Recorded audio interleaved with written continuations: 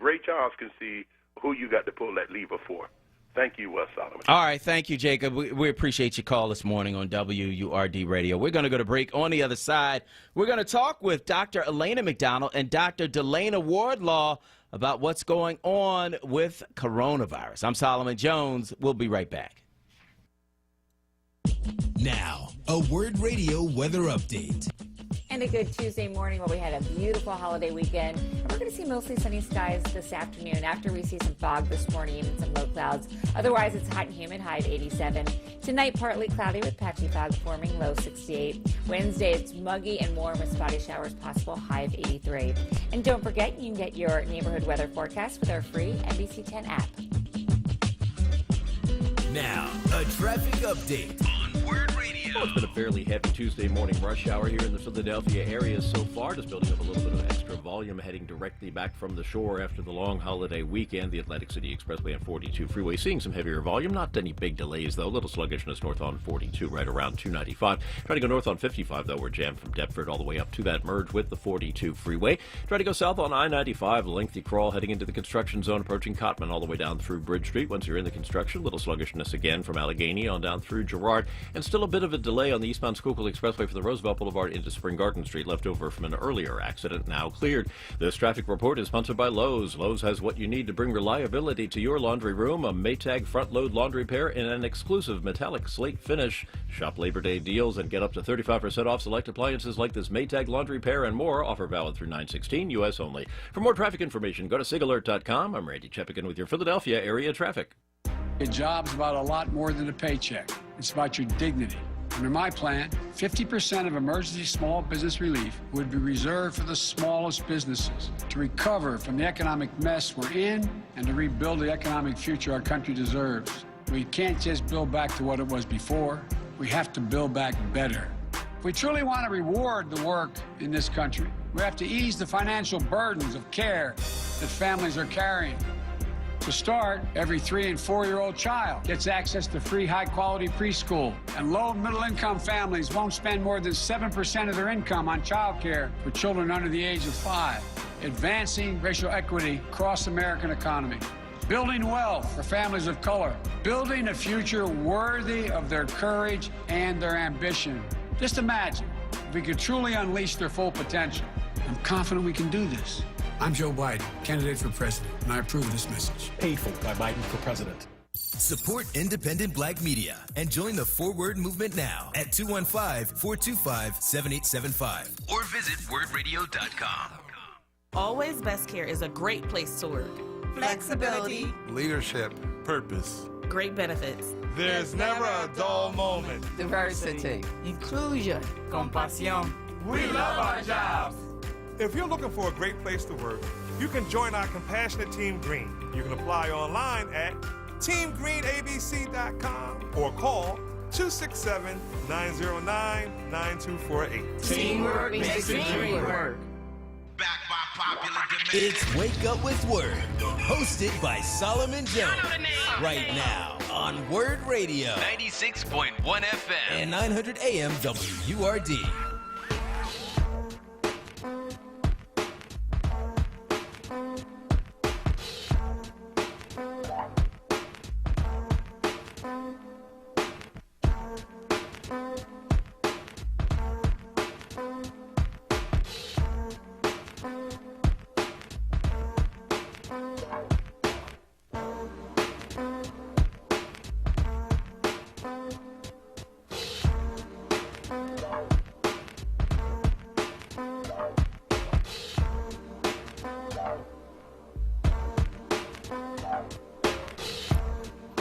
Good morning. This is Solomon Jones on 900 AM, 96.1 FM, WURD. I want to welcome you back to Wake Up with Word, and of course, joining us now, Dr. Delana Wardlaw and Dr. Elena McDonald. They are board-certified physicians. They join us every week to talk about what's happening with the novel coronavirus. Doctors, good morning. Good morning, Solomon. How are you both? We're doing well.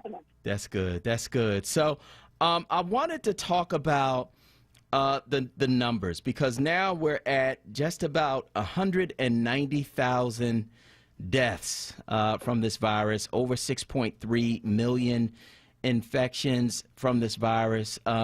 The numbers seem to be slowing down, but the numbers are going up, and they're not stopping. Dr. McDonald, given that we've reached this threshold now, is this beyond what we expected when this thing first hit, and we really knew about it earlier this year?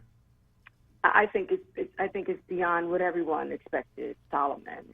When in March, when we really recognized the fact that coronavirus was here and we implemented some initial changes, no one imagined that at Labor Day we would still be dealing with this virus at such a significant point. Yeah. And as you said, 6.3 million cases in the United States alone. And it's a worldwide pandemic. So no one expected this. And now the question is what do we need to do to move forward and get out of this terrible situation that we're in?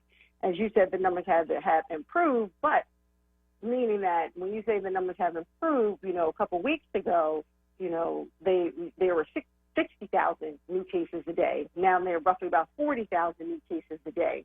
However, that's still 40,000 new cases a day. Yeah. In the last week in the United States, there were close to 300,000 new cases. So we are still in a big fight. So we still have to dig deep, and we have to do all the things that we've been doing until we get, an effective treatment or vaccine for this virus. Mm-hmm. Dr. Wardlaw, you want to add anything? Yes, I will add that, and we have to be careful with spikes, and we have to be willing to pivot. So, unfortunately, Temple University had to make the pivot of transitioning their students from live classes to online classes because they noticed that they were having an increase in their cases amongst their students.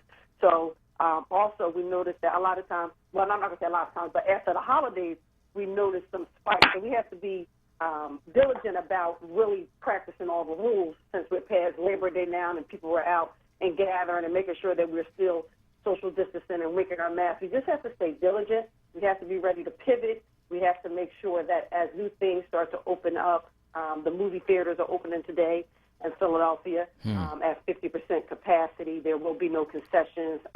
25 people can be in the theater at a time so people can social distance, but still wear your mask, please. Restaurants, indoor dining is finally back. Thank goodness, because we need that for these owners of these restaurants. Yeah. However, only at 25%, and there's no bar, no alcohol. You only have alcohol if you're seated at the table, and you must be mindful only 4 people can sit at the table, and you still have to wear your mask when you're moving about the restaurant and removing it when you're going to eat only. So if we could just kind of stay steadfast, follow the rules, hopefully we can still try to mitigate this disease until we can get an effective vaccine and or treatment. Yeah. Dr. McDonald, your sister mentioned something about the holidays, and what we've seen is that when there have been large gatherings, like there's this Sturgis motorcycle gathering that they had where, people came out of that with coronavirus, beach parties that you saw over the course of this weekend. We've seen that previously with other holidays, and there seem to be spikes around these holidays. Should we expect the same thing to happen after Labor Day? Based on history, I believe we may see the same thing. We saw this after Memorial Day. We saw this after the 4th of July, which is why it's important. It was a beautiful weekend this weekend. Plenty of people were out. Plenty of people had different activities. Lots of people were at the beach, cookouts. So now it's important that, hopefully people wore their masks. But now we have to deal with the after effects of that. So now that you've gone home from these activities, now you still have to be steadfast in wearing your mask, because these events are what we call possible super spreader events, where you go to the beach where there's hundreds, there's hundreds and hundreds of people along the beach, and they're close together, especially holiday weekends, and then you go home, and then you're not out and about, you're not wearing your mask. Now you run the risk, if you've been exposed, pass it off to other people. So we have to be very vigilant these next couple of weeks. Okay. And Dr. Wardlaw, go ahead. You want to add something? I just wanted to add, we also have to be careful when we're going to visit relatives outside of our home. We still have to wear our mask. Please don't show up to a relative house that you don't normally live with without your mask. We have been seeing plenty of cases with relatives getting infected because people are showing up and thinking it's okay not to go to the relative's house with a mask. I just wanted to get that in, Solomon. Yeah, and I think that's absolutely true. I've seen, some people who haven't worn masks throughout this thing. I've kind of watched them and seen them, and I'm leery. I am. I'm leery because don't come close to me because I see you. You ain't have on a mask like for the last 5 months. I can't be too close with you because I don't know if you have it or not. And so, to that point, I want to speak about the vaccine. Now, we've heard that there is a vaccine that they are trying to fast track. They are asking states to, I guess, get rid of red tape or whatever safety guidelines they would have in place so they could try to get this vaccine out before Labor Day. Now, before Election Day. My understanding is that the vaccine that they're talking about is a 2-dose vaccine.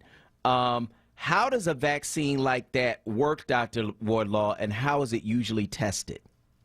So it's tested in the same fashion as with the other trial of the other vaccines. They have to go through those full phase 3 clinical trials, but a 2-dose vaccine, which we have 2-dose vaccines that are available now. We have we have shingles vaccine, we have the varicella vaccine. We have plenty of vaccines that are 2-dose already, and it just means that you need that extra added booster effect to the initial dose when you get it. So it's showing us that first dose is not going to give us that full immunity, so you have to get that second dose. It's usually determined, whether it's going to be in 30 days, whether it's going to be in 60 days. So they're still determining when it's going to be actually effective. So we still have to look at that. And the issue is we have to make sure it's done in the proper manner. Yes. Go ahead. You wanted to say and to that point. Yeah, go ahead, Dr. McDonald. The president has been, he's been saying it for the last couple weeks. We may have this vaccine ready before November 1st, which creates a lot of doubt in people, because now you're targeting a date, and people are saying, okay, are we looking at a date or are we looking at the data? And that's what we have to focus on. We as scientists, I'm a scientist, I'm a physician, we focus in on data. So that data has to prove that vaccine is safe and that vaccine is effective. So when you put out dates, people start to question. So to the point that, the pharmaceutical companies have now had to come out and say, listen, we're following the science. 9 pharmaceutical companies have put out this pledge where they're saying that, listen, we're still following the science, we're still following the data. People are already skeptical. We don't need to create more skepticism when we're trying to get an effective vaccine out. So as a physician and as a scientist, I'll be the first one to say, I follow the data. So what will have to happen now is pharmaceutical companies are going to have to be extremely transparent as to how these vaccine trials, went down and the data that came out of it. Because at the end of the day, if you are putting your vaccine up to be authorized, it has to be safe, it has to be effective. The reason why I'm curious about the fact that it's a 2-dose vaccine that they're testing, wouldn't that mean that the test would take longer, given that you have to give 1 dose, then you have to wait, I guess, a couple of weeks, and then give the other dose? Wouldn't that mean that the trial would take longer? No, it doesn't necessarily mean that. Not necessarily? Okay. Mean that the trial will take longer. It can still be placed into the effective timing of the trial phases. But again, it just has to show that it's having an effective response and that it's safe. So it can still fit within that timeline. It doesn't mean that the timeline has to be extended. Okay. Okay. So the thing that you're waiting for when you're doing these trials, right? So half of the people you take, 30,000 people or more. Half of them get the real vaccine. Half of them get a placebo, something that's not really a vaccine. It's like shooting water or saline solution or whatever into their vein. And so you have to wait to see who gets coronavirus and who doesn't. Is that how the trials work? Dr. Wardlaw. Yeah, so the trials work to see if your body is developing antibodies, to see if you develop an immune response. Got it. Okay. To see if you develop an immune response and how effective that response will be. So we're looking for antibodies to see if you develop an immune response. That is the purpose of the vaccine. To help your body get an immune response. And to follow up on what Dr. Wardlaw says is no, you don't have to get you don't have to get the actual virus for them to say that the vaccine is effective. So remember, the goal of the vaccine is to prime your immune system so you're already ready to go when you're exposed to the virus. So the importance of these trials is to show that your immune system is showing a response and developing those antibodies to the vaccine. Okay, got it. So you can't tie that to a date, though. You kind of just have to wait for it to play out. Is that correct? Absolutely. Okay. Absolutely. All right. Solomon, Dr. McDonald and I, we are advocates of vaccines. However, it has to be safe, it has to be effective, and it has to follow the protocols and guidelines. Yeah. Absolutely. Okay. So somebody asked me something about masks, right?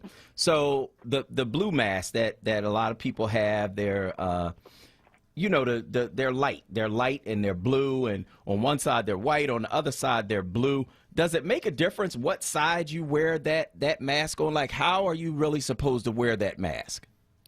So if you look at the mask, Solomon, a lot of the masks will have on there on the bottom corner, it says out. So it tells you which side to wear the mask on. But no, if you make a mistake and wear it on the wrong side, that's okay. But if so, you can be consistent and keep putting the mask on the same side. You don't want to wear it on one side one time and then wear it on the other side. You take it off, get a breather, and you put it back on, and you mix up the sides. So you just keep track of how you are wearing the mask consistently. But it doesn't make a difference in terms of whether you're sick or whether you're not, which side you should wear the mask on. No. Okay. It doesn't make a difference. Okay, because somebody said that. I just wanted to make sure we got that out. So, all right. Well, I want to thank you both for joining us this morning on WURD Radio. Where can people, Dr. McDonald, where can people get in touch with the two of you? They can find us at Twin Sister Docs on Instagram, Facebook, and Twitter. All right. Dr. Elena McDonald, Dr. Delana Wardlaw, I want to thank you both for joining us this morning, as always, on WURD. Thank you, Solomon. Stay safe. All right, you too. All right, so there you have it. A vaccine, it's cool as long as it's really been tested, and we know that it's actually safe, and it has to be tied to the data and not a date. It has to be tied to the data and not a date. You can't put a timeline on it. You just have to wait until you know that it is safe and effective. We're going to go to break. On the other side, we're going to continue the show with your calls right here on WURD. Weather and traffic to keep you informed for your drive home. In the happy hour with Sincerely Sarita. Monday through Thursday, 4 till 7 p.m. Right here on Word Radio. 96.1 FM and 900 AM WURD. Dietz & Watson has been making premium meats and artisan cheeses for over 80 years. And when it comes to stacking sandwiches and party platters, they've got something for everyone in the family. Like maple honey turkey breast, American cheese, buffalo chicken, and more. So get to your local deli and taste 4 generations of family recipes. With Dietz & Watson on the table, you'll have everyone coming back for seconds and thirds. Dietz & Watson, it's a family thing since 1939. This is not a fad for us. We will not resume our regular programming when things die down. We're not black to help our bottom line or because it's politically correct. We're not joining a fight. This has been our fight, our message, our people. Black lives have always mattered here. We are undeniably, indefatigably, unapologetically, permanently black. Talk Media. WURD.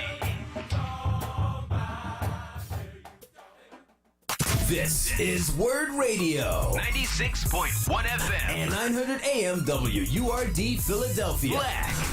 Talk Media. It's Wake Up with Word. Hosted by Solomon Jones. Right now on Word Radio. 96.1 FM. And 900 AM WURD.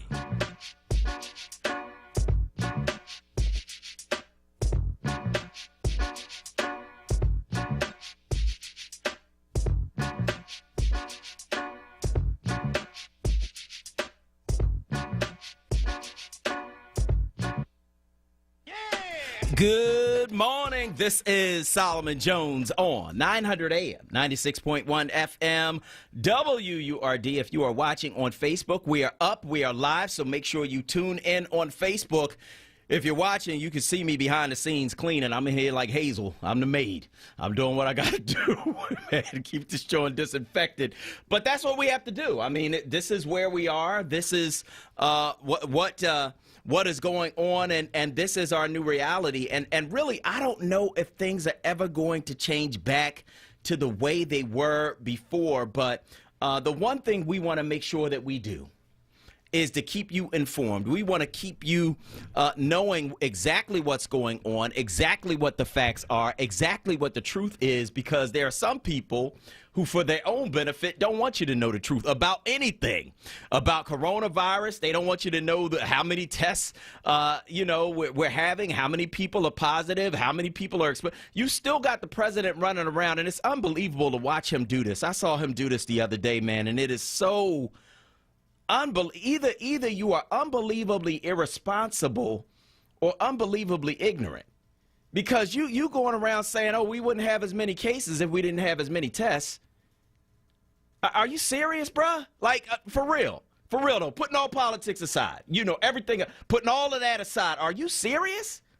Do you seriously believe that? Because all the tests do is expose what's already there. We wouldn't have less cases if we had less tests. We just wouldn't know about the cases. You can't be seriously telling people, as the president of the United States, as the leader of one of the most advanced nations on this earth, you can't be actually standing up telling people we wouldn't have as many cases if we didn't have as many tests. Like, I'm watching this dude just say stuff that is just beyond belief. You can't be that stupid. You can't be. So either you just are incredibly irresponsible or you're incredibly ignorant. It's no way in the world that you're actually saying that out of your mouth out loud and expecting people to believe that nonsense. But here's the scary thing.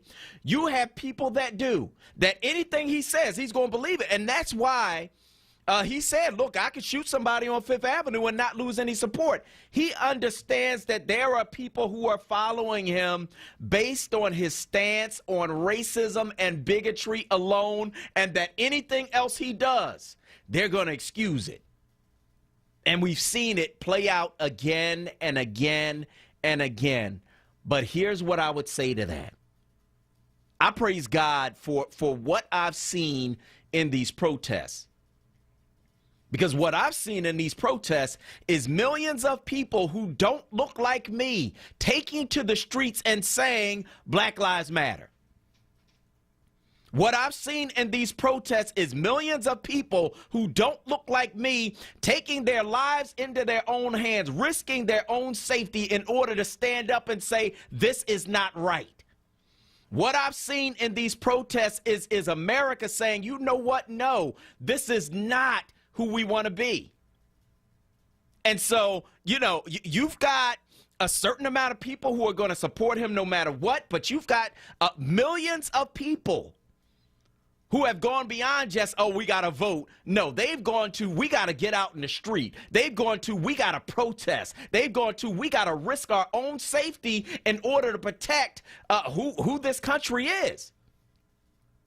I'm heartened by that, because when I see that, what it means is that we are not alone. What it means is that we are not fighting this by ourselves. What it means is that every white person is not the same. Every black person is not the same. We can see right or wrong regardless of the color. And so I'm grateful for that, because what that says to me is that we actually have an opportunity to do what's right. You can't have a president who's going to stand up and say just crazy stuff that's not true and risk people's safety. They had a press conference the other day. The White House correspondents from Reuters. Reuters is an international wire service, right? They had the White House correspondents from Reuters trying to ask the president a question. And he's asking him about this Atlantic story. What did you do when you had to go and visit this French cemetery? Like, why didn't you go? Is the Atlantic story true? And the president's telling him take off his mask. You're going to have to take that off. What do you mean take that? No, I'm in this room with all these people. I don't know. The coronavirus is going around. It's already killed almost 190,000 people in America. And you telling me to take my mask off to ask you a question? I think not. The dude was like, look, I'll just say it louder. Can you hear me now? Right? I mean, just irresponsible stuff. First of all, you walking around everywhere without a mask.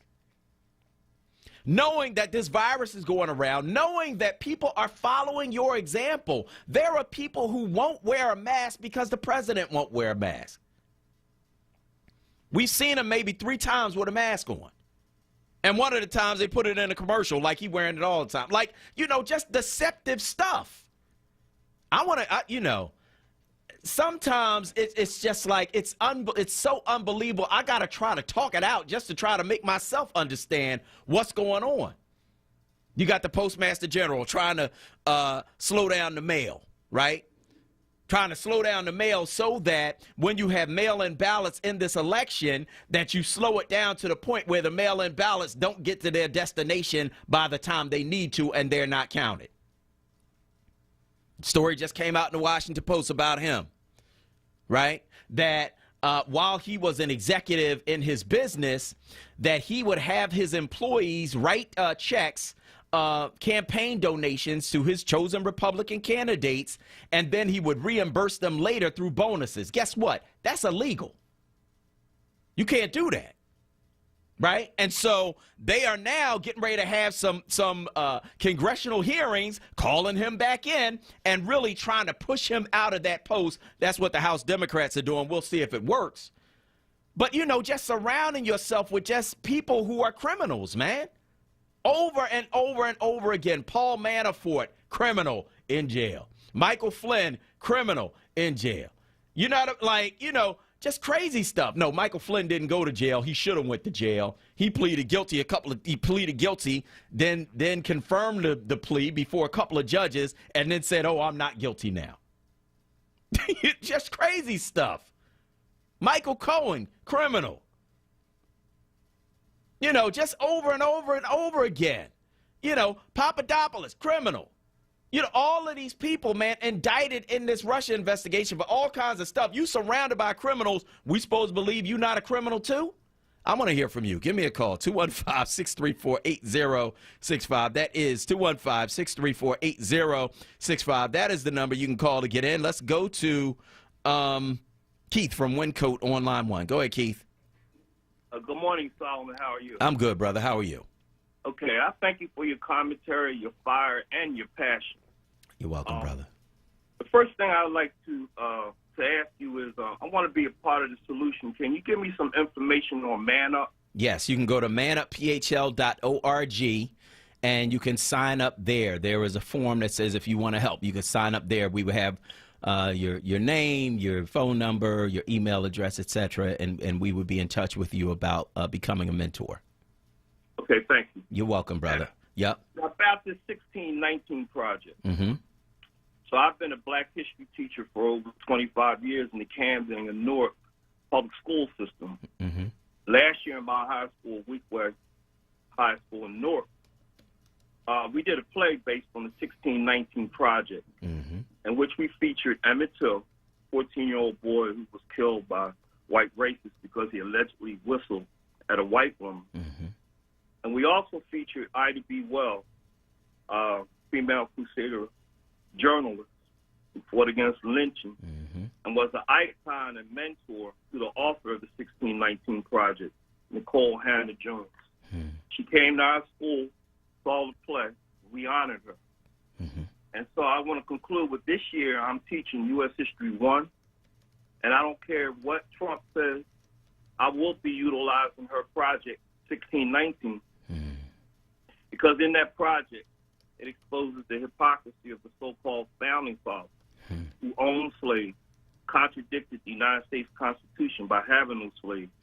It shows that the 13 colonies, when they fought for independence from England, the war was really about them keeping slavery. And England had abolished slavery. And I think we need to continue to tell the truth, expose the truth. And that way we can make things better for our people and this country. We can't cover up lies. No, we can't. We definitely have to, examine. So, again, I thank you for your show, man. Thank you, brother. Keep doing it, brother. No doubt. No doubt. Thank you so much. I appreciate your call this morning on WURD Radio. I want to hear from you. Give us a call, 215-634-8065. That is 215-634-8065. That is the number that you can call to get in on the conversation right here at WURD Radio. Let us know where you are in these various things we're talking about on this morning's show. Gun violence in Philadelphia at a record high in August. There were 275 shootings in the city of Philadelphia. Not killings, but shootings. 275 instances of people being shot, women, children, elderly, people in their homes, in their bed, like just craziness in the city of Philadelphia. Of course, we have to continue to work on this issue, man. Continue to work with these brothers. Continue to work to make sure that our people are safe. We have to do everything that we can to stop this gun violence in our community. And, of course, Man Up PHL working on that. One life at a time, one brother at a time, mentoring these young brothers, man, to try to show them something different, to try to connect them with employers and other opportunities so that they are not out in these streets. And so we want you to do whatever you can, work with whatever organization you can in order to make this thing stop, man. There are so many organizations out here dealing with the issue of gun violence, from Mothers in Charge to the Mirror Healing Center to Black Male Community Council, Black Men Engaging Neighborhoods. There are so many organizations out here dealing with this issue, the Father's Day Rally Committee, and so many more dealing with this issue of violence. But we have to work together to make this violence stop, man. This is crazy. But we're in an atmosphere that kind of it pervades that violence. It creates that violence, and it multiplies that violence. Because when you have all of these people unemployed, when you have a virus that has created an atmosphere of desperation, when you have a crazy person in charge at the White House who is almost stoking at violence. You know, when you have all of those things in place, man, it's a recipe for disaster. We have to make it stop. I want to hear from you. Give us a call, 215-634-8065. That is 215-634-8065. Let's go to Reverend Carr from East Parkside on line 1. Go ahead, Reverend Carr. Brother Solomon, good morning, my friend. Good morning. I enjoyed the comments from the twin doctors. Mm-hmm. You asked a real genuine question, and they kind of brushed you off, and it was almost like a gotcha moment when you asked them if you get one thing and then you got to take another thing, it's going to be longer, and they said no. And I was like, well, wait a minute, did Solomon just say if you come back maybe 30 days later, you're going to give you something? The shot is supposed to be. The vaccination is supposed to be a two-parter? Mm-hmm. It is a two-part vaccination. That's what they're testing now, that they're saying is going to be ready by November. Right. But didn't you ask them, wouldn't that take longer? And they said not necessarily. But coming back 30 days or 60 days? 2 weeks. It's 2 weeks later. But they said not necessarily. I'm not going to refute their answer. That's what they said. But you said, and I was like, Solomon is right. I mean, your point was right. Mm-hmm. Okay, because if you take one thing today, if they give me something on the 8th might come back another 30 days or 60 days, and then they still have to find out the data from that, correct?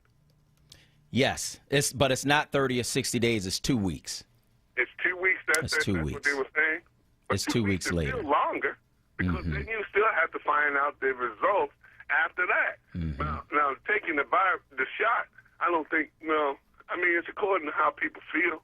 I mean, are you going to take? Would you take the shot? Would you trust it? Not at this point, no. I wouldn't trust it because I don't trust the president, and unfortunately, they're connecting it to the election. Right. And you can't put a time. You can't put. Now, the one thing that they did say is that you can't put a timeline on it. You have to wait until the results come back, no matter how long it takes. That's correct. And they said trust but verify. Yeah. Real quick, Brother Solomon. The shooter in Wisconsin, the young guy, the 17. Yes. Can you imagine if he would have killed 2 black people? They would have said that it was justified because we don't even know the names of the people. Do you know the names of the victims that he killed? Nope. And they're not putting it out. And we need to find out. I mean, is there any way that you can find out who those victims were? I'll try. Okay. Brother, stay safe. And you know what I miss about the summer? What? Down there at Penn's Landing on Friday nights where the music and the jazz and the gospel. I miss that. Take care, my friend. All right. The two people that he killed were Joseph Rosenbaum and Anthony Huber. And he injured somebody named Gage Grosskreutz. Again, these are all white people that he shot. You know, and the point of that for me is that the people who are out protesting for black lives don't all look like us. The people who are out saying, no, this is not right, don't all look like us. That should be the hope. Because what that says to me is what I've always believed. A, that not all white people are actively engaging in racism, right? That you have many white people who are actually actively engaging in the fight against it now, right? We have to acknowledge that. We have to acknowledge it, and we have to use this moment as a moment that will springboard us to a place where we are actually working together on more issues. That we are actually working together on making our country better. Can you imagine America's potential if you did not have a segment of this country that spent its time and its efforts and its resources trying to hold back another segment? Can you imagine if that energy was actually used to propel everybody forward? We would be unstoppable, right? And so for me, seeing these people who are putting their lives on the line because it's right, what that does is it creates an atmosphere where, okay, well, if you're willing to put yourself on the line, if you're willing to stand up for what's right with this, what else can we work together to do? Where else do our interests intersect, right? How else can we propel each other forward? Like that's how my mind works. My mind is like, all right, well, let's figure out, okay, what do you want? What do I want? Where do our interests intersect? And let's work together to make it happen, right? That's how I think. And so my hope in seeing this is that there are more things that we can work together on in order to move this country forward. I want to hear from you. Give me a call, 215-634-8065. That is 215-634-8065. Joseph Rosenbaum, at the age of 36. Anthony Huber, at the age of 26, killed protesting for black lives in Portland, in Kenosha, rather. You know, they died at the hands of Kyle Rittenhouse. Now, they done raised $500,000 or more for Kyle Rittenhouse, you know, in order to fund his defense because they thought it was right for him to kill those people. Can you imagine that? What are we going to do? I want to hear from you. Give me a call, 215-634-8065. That is 215-634-8065. We're going to go to break. On the other side, we're going to continue to take your calls. Mike from North Philly, you're next. If you want to get in, it's 215-634-8065. I'm Solomon Jones. We'll be right back. Now, a Word Radio weather update. And a good Tuesday morning where we had a beautiful holiday weekend. And we're going to see mostly sunny skies this afternoon after we see some fog this morning, even some low clouds. Otherwise, it's hot and humid, high of 87. Tonight, partly cloudy with patchy fog forming, low 68. Wednesday, it's muggy and warm with spotty showers possible, high of 83. And don't forget, you can get your neighborhood weather forecast with our free NBC 10 app. Now, a traffic update on Word Radio. A lot of volume on this day after the long holiday weekend. This traffic report is sponsored by Lowe's. We are jammed on the southbound Roosevelt Boulevard from 9th on down to Fox Street. Eastbound Schuylkill Expressway has a couple of slow spots. 476 into the Conshohocken Curve, again from the Boulevard to Spring Garden, even though all the lanes are open. Southbound 95 jamming heading into the construction zone from Cotman down to Bridge, again from the Betsy Ross in through Girard. The westbound Vine Expressway slowing from 8th Street over to the Schuylkill. The eastbound side tying up for the Parkway off-ramp out to the Broad Street exit 2. North on 55 jamming from Deptford on up to 42. North on 42 heavier than usual too, approaching Route 41 up past Route 55 up toward 295. Lowe's has what you need to bring reliability to your laundry room. A Maytag front-load laundry pair in an exclusive metallic slate finish. Shop Labor Day deals and get up to 35% off select appliances like this Maytag laundry pair and more. Offer valid through 9/16, U.S. only. For more traffic information, go to sigalert.com. I'm Randy Chappigan with your Philadelphia area traffic. So you just finished binge watching that entire TV series? Now it's time to binge listen at wordradio.com. Check out our archives of WURD on demand And listen to some of the most memorable moments from your favorite hosts. Word Radio on demand. Check it out right now at wordradio.com/podcasts. Pico has many ways to help you lower your energy usage and save money at home. Here's one. If your heating and cooling system is more than 20 years old, it may be time for your contractor to replace it with a high-efficiency Energy Star certified model. You'll get a rebate from Pico and save on your monthly electric bill. You'll find a list of new heating and cooling system rebates at pico.com/rebates. Or you can call 1-888-5-PICO-SAVE for all the details. Plus, find instant discounts on smart thermostats and more at pico.com/marketplace. There's free shipping on orders over $49. Word Radio, 96.1 FM and 900 AM. WURD. When might you be buzzed? When you suddenly love everything. You guys, I love this song. I love these nachos. I love our kickball league. Ugh! I love this guy. What's your name? You know what I'd love? A ride when it's time to head out. If you see a buzzed warning sign, call for a ride when it's time to go home. Buzz driving is drunk driving. A message from NHTSA and the Ad Council. I love your car. Is this real leather? It's Wake Up with Word, hosted by Solomon Jones. Good morning. Right now on Word Radio, 96.1 FM. and 900 AM WURD.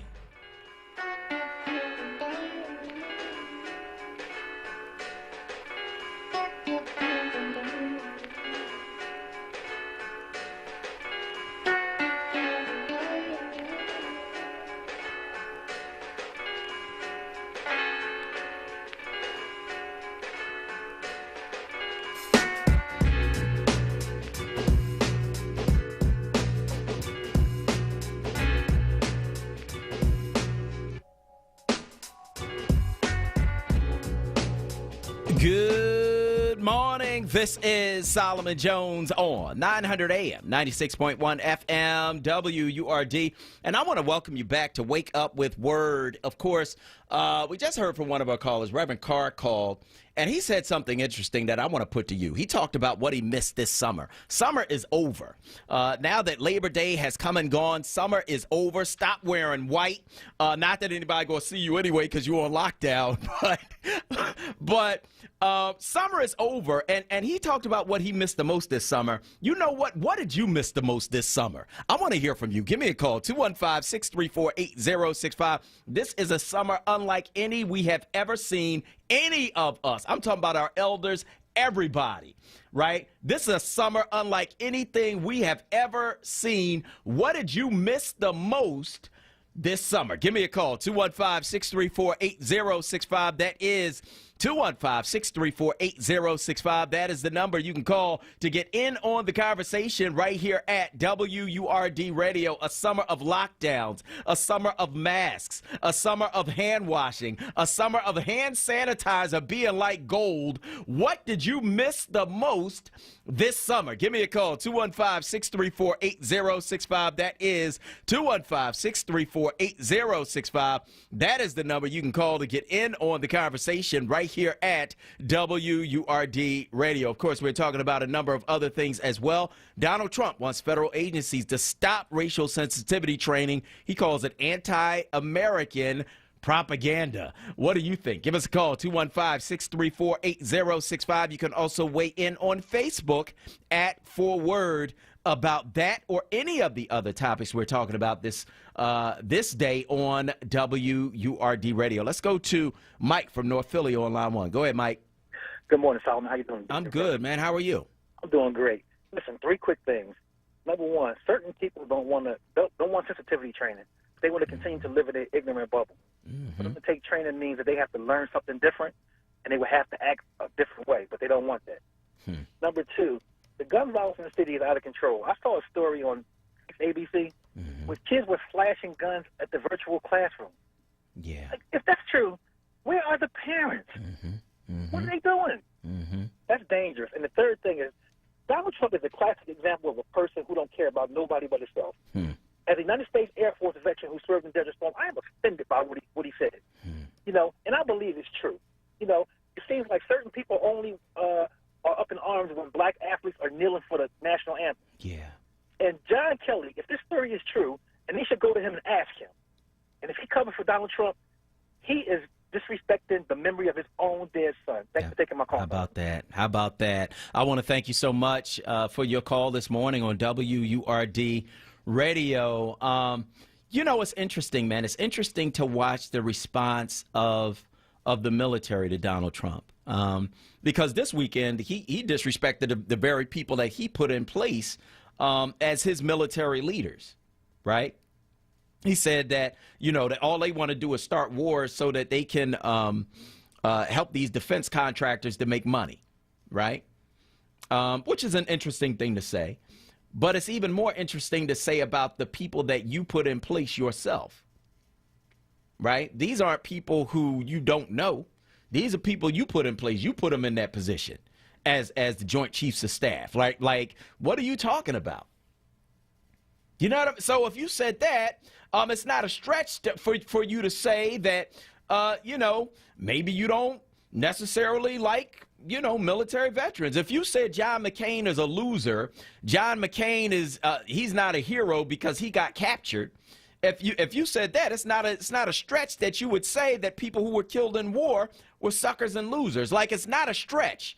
When we watched you disrespect Khizr Khan, who lost his son in Iraq, right? His son was a captain in the army in Iraq. He lost his life. When we could watch you disrespect him and his wife and the memory of his son, well, it's not a stretch that you would say that people who lost their lives in war were suckers and losers. It's not a stretch because we've seen the things that you've said over these last 4 years. It's not a stretch. If it was somebody else who'd never said anything like that, you know, maybe we could give them the benefit of the doubt. Like, you know what? Nah, we don't believe that. No, but except we've seen you say all kinds of things. We saw you make fun of a disabled reporter on national television. Who does that? Don't nobody do that. You don't make fun of disabled people, man. You teach your kids not to do that. You're 70 years old and making fun of a disabled reporter on national television. Nobody does that. So it's not a stretch. Like, so you expect us to believe you after we've seen you do all of that? After we watch you call Jim Mattis, you know, one of the, what do you call him? Either Jim Mattis or John Kelly, one of the two, because both of them were generals. They served in his administration, the most overrated general ever. Like, to fix your lips to say anything about these people when you a draft dodger. When you claim you had bone spurs to avoid serving in the military. Like, come on, man. Oh, man, it's bad. It is bad. And so I want to hear from you. Give us a call, 215-634-8065. That is 215-634-8065. So all of this happens, and then you got this crazy summer with coronavirus. Everybody got on masks. People using hand sanitizer all the time. You washing your hands until they gray. I want to hear from you. What did you miss the most this summer? Give us a call, 215-634-8065. That is 215-634-8065. That is the number you can call to get in on the conversation right here at WURD Radio. Let us know where you are on these various things we are talking about on this morning show. 215-634-8065. Malik from Mount Airy is on line one. Go ahead, Malik. Good morning, Word family, Solomon. Good morning, brother. And I don't understand it. I mean, at this point, if you are surprised or taken aback by anything 45 says, you must have missed his entire career, not just as the president, but he started back in the 80s with this, saying he wanted to pretty much lynch 5 teenagers that got falsely accused. And even after they said, after he was in office, and they said, you know, they were all quitting. He said, well, my thoughts don't change. That tells you, if that doesn't tell you he is reckless and dangerous as a person, and the fact that he wants to have people not take sensitivity training, that tells you another thing of what he's trying to do. Because if I'm not sensitive to what your needs are, right, then I'm only catering to what I want. So you know what happens? You have 2 people that's unwilling to budge, and you know what happens when you get friction in between 2 things? Eventually, there's going to be a spark, and he's looking for that because he's willing to send the National Guard into our cities, and for no reason. Just, you know, I'm going to send them in there because to protect statues of Robert E. Lee. Are you serious? But that tells you his mindset. He's from the South. If people don't know that, he's originally from the South.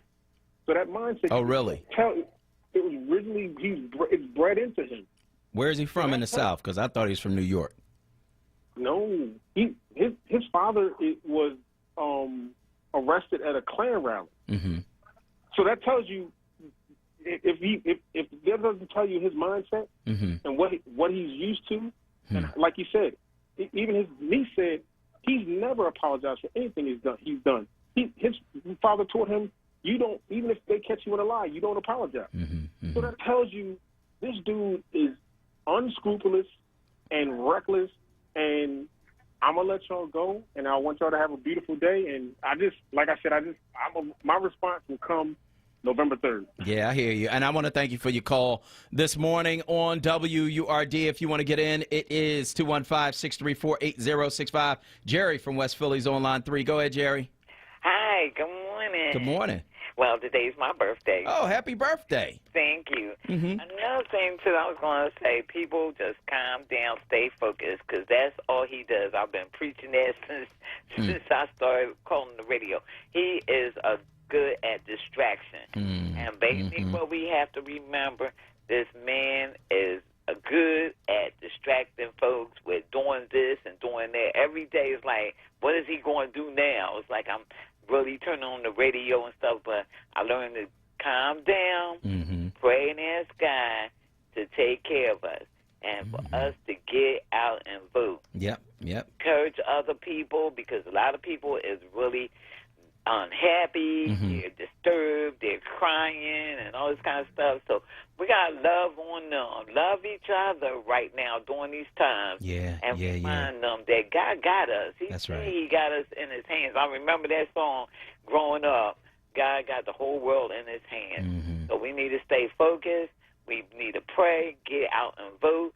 And I remember what the young ladies and all them children that got killed with mass murders that they did. They said we will be 19 years old and we will be able to vote in 2020. So let's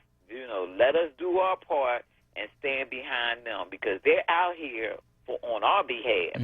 At least we could do is show them that we love them, and we will get out and vote. Okay, have a All good right. day. All right. Thank you so much for your call this morning on WURD Radio. If you want to get in, it's 215-634-8065. That is 215-634-8065. That is the number you can call to get in on the conversation right here at WURD Radio. Let's go to Olanian from Nicetown on line 4. Go ahead, Olanian. Good morning. Good morning. I want to talk about two things. One is, what do I miss about summer? Getting a haircut.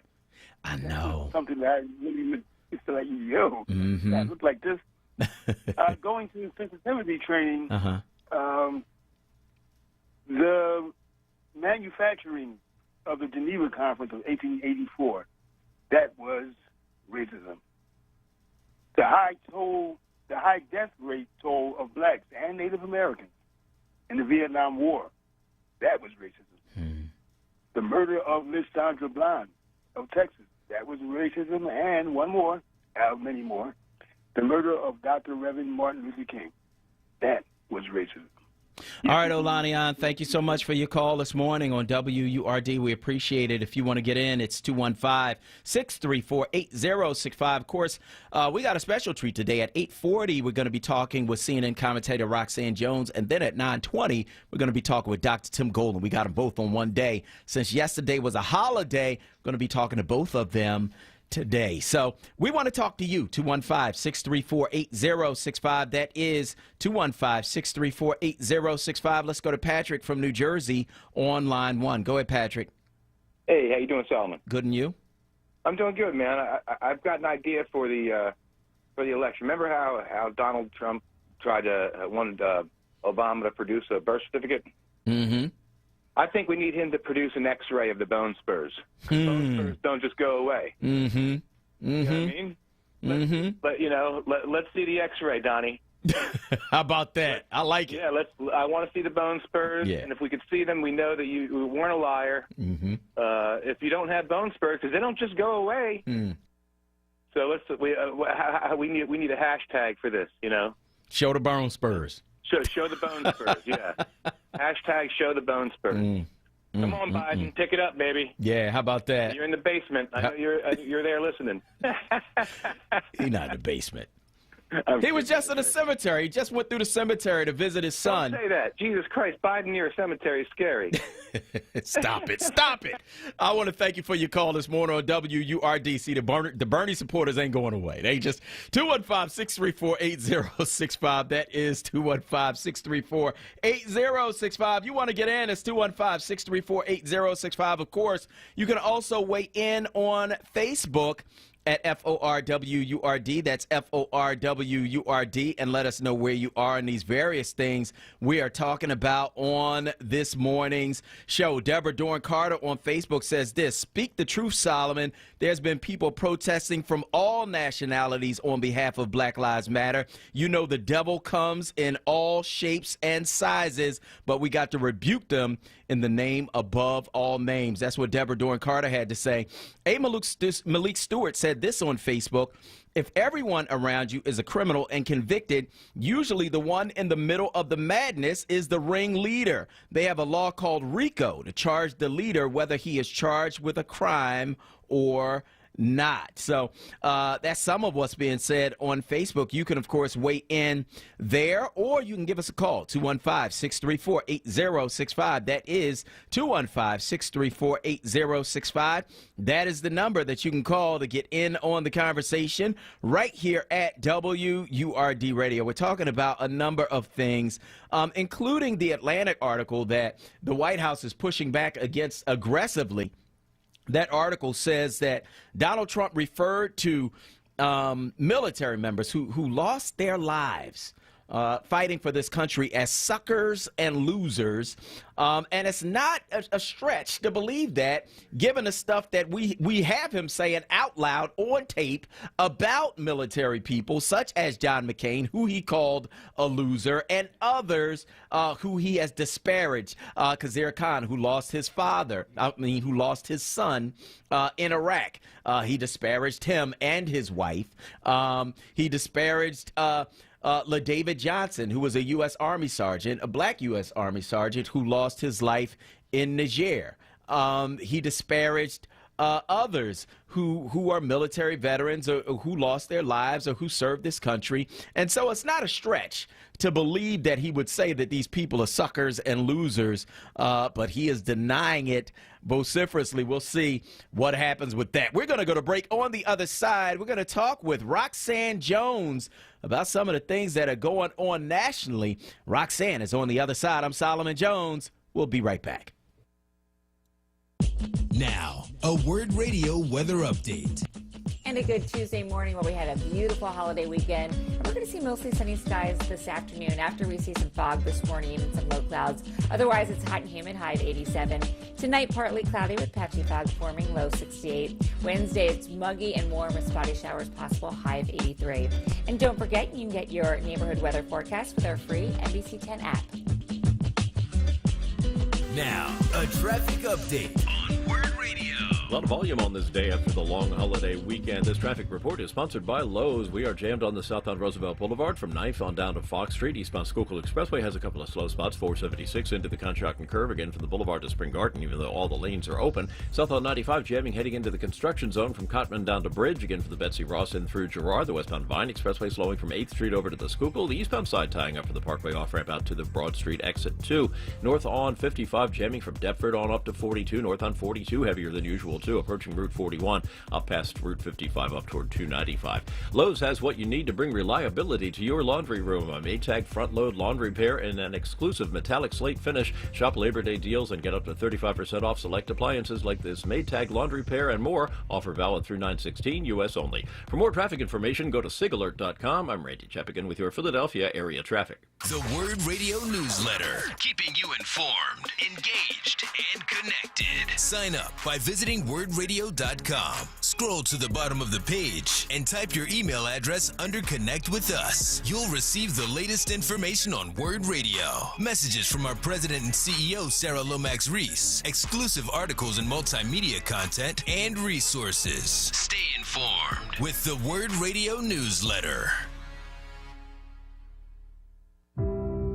Former Vice President Joe Biden. We have to let people know we're listening, that we not only understand their struggle, but they understand the fact they deserve to be treated with dignity. Senator Kamala Harris. Part of the point of freedom is to be free from brutality, from injustice, from racism, and all of its manifestations. But they're not getting a chance now. Joe Biden and Kamala Harris have a real plan for police reform.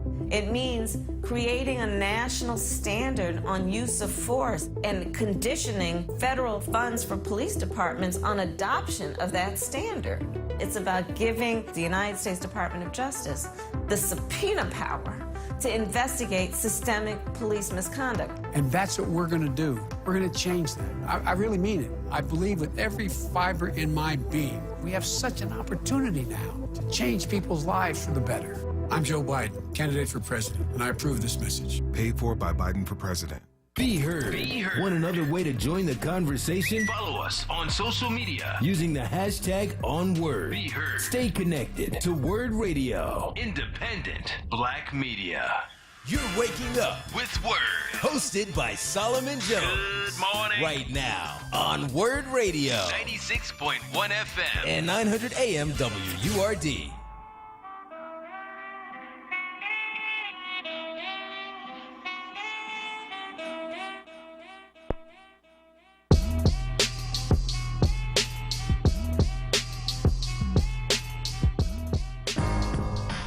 A continuation of the mistreatment of black women in the United States.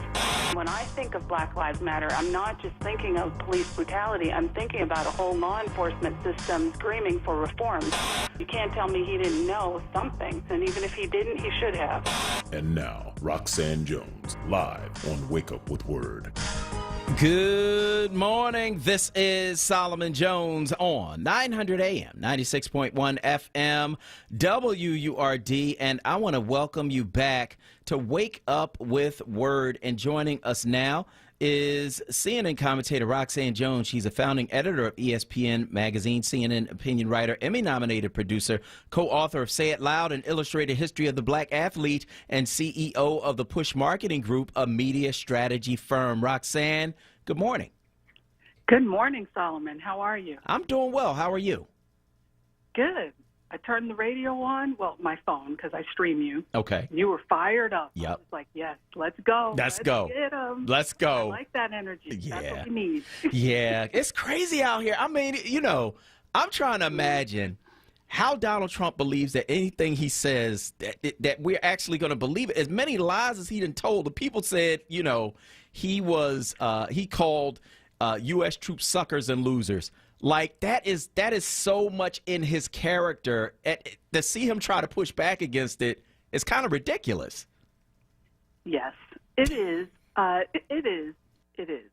But I don't think he says these things because he wants anyone to believe it, right? Like, usually when people are pathological liars, it's not about you believing what they're saying. It's about them just saying whatever they want, lying to themselves, manipulating people, whatever it is. And so I don't think at all he expects anyone to believe. And the part about this story that actually burns me is this didn't happen yesterday. Yeah. This happened, I believe, in 2018. So and there were 4 reporters there plus more, so why are we just hearing about it? How about that? Why are we just hearing about it? And this is one of the problems. This is the main problem, I think, with this presidency, coming from where I am, is that media has enabled and encouraged this man.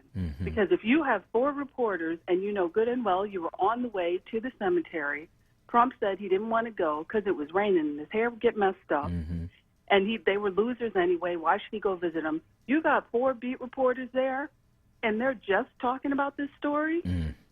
I have no doubt they were white boys or some new person who was afraid to you know, like bring this story back into the newsroom, because you know how it goes.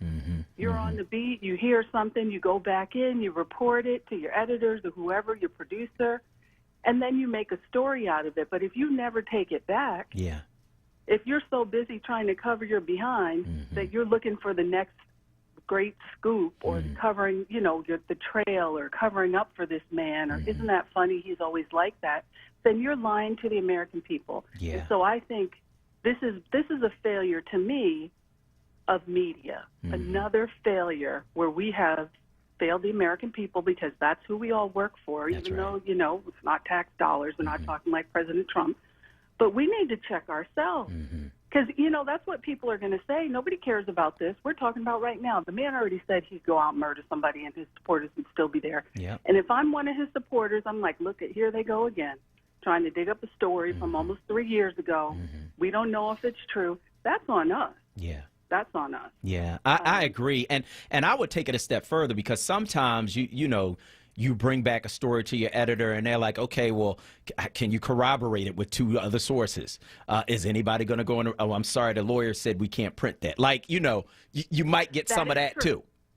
That is true. But there were 4 reporters there. They can all corroborate now, you know, like, and this was in the public discourse. You know, ever since, you know, I would say before his campaign, he was already talking terrible about veterans and those who serve. And so it's not like this wasn't an issue in the campaign early on. And so there is it's not hard to connect the dots. And I'm not even saying it should have been a big blown up story, but it should have been reported. Somebody should have said something.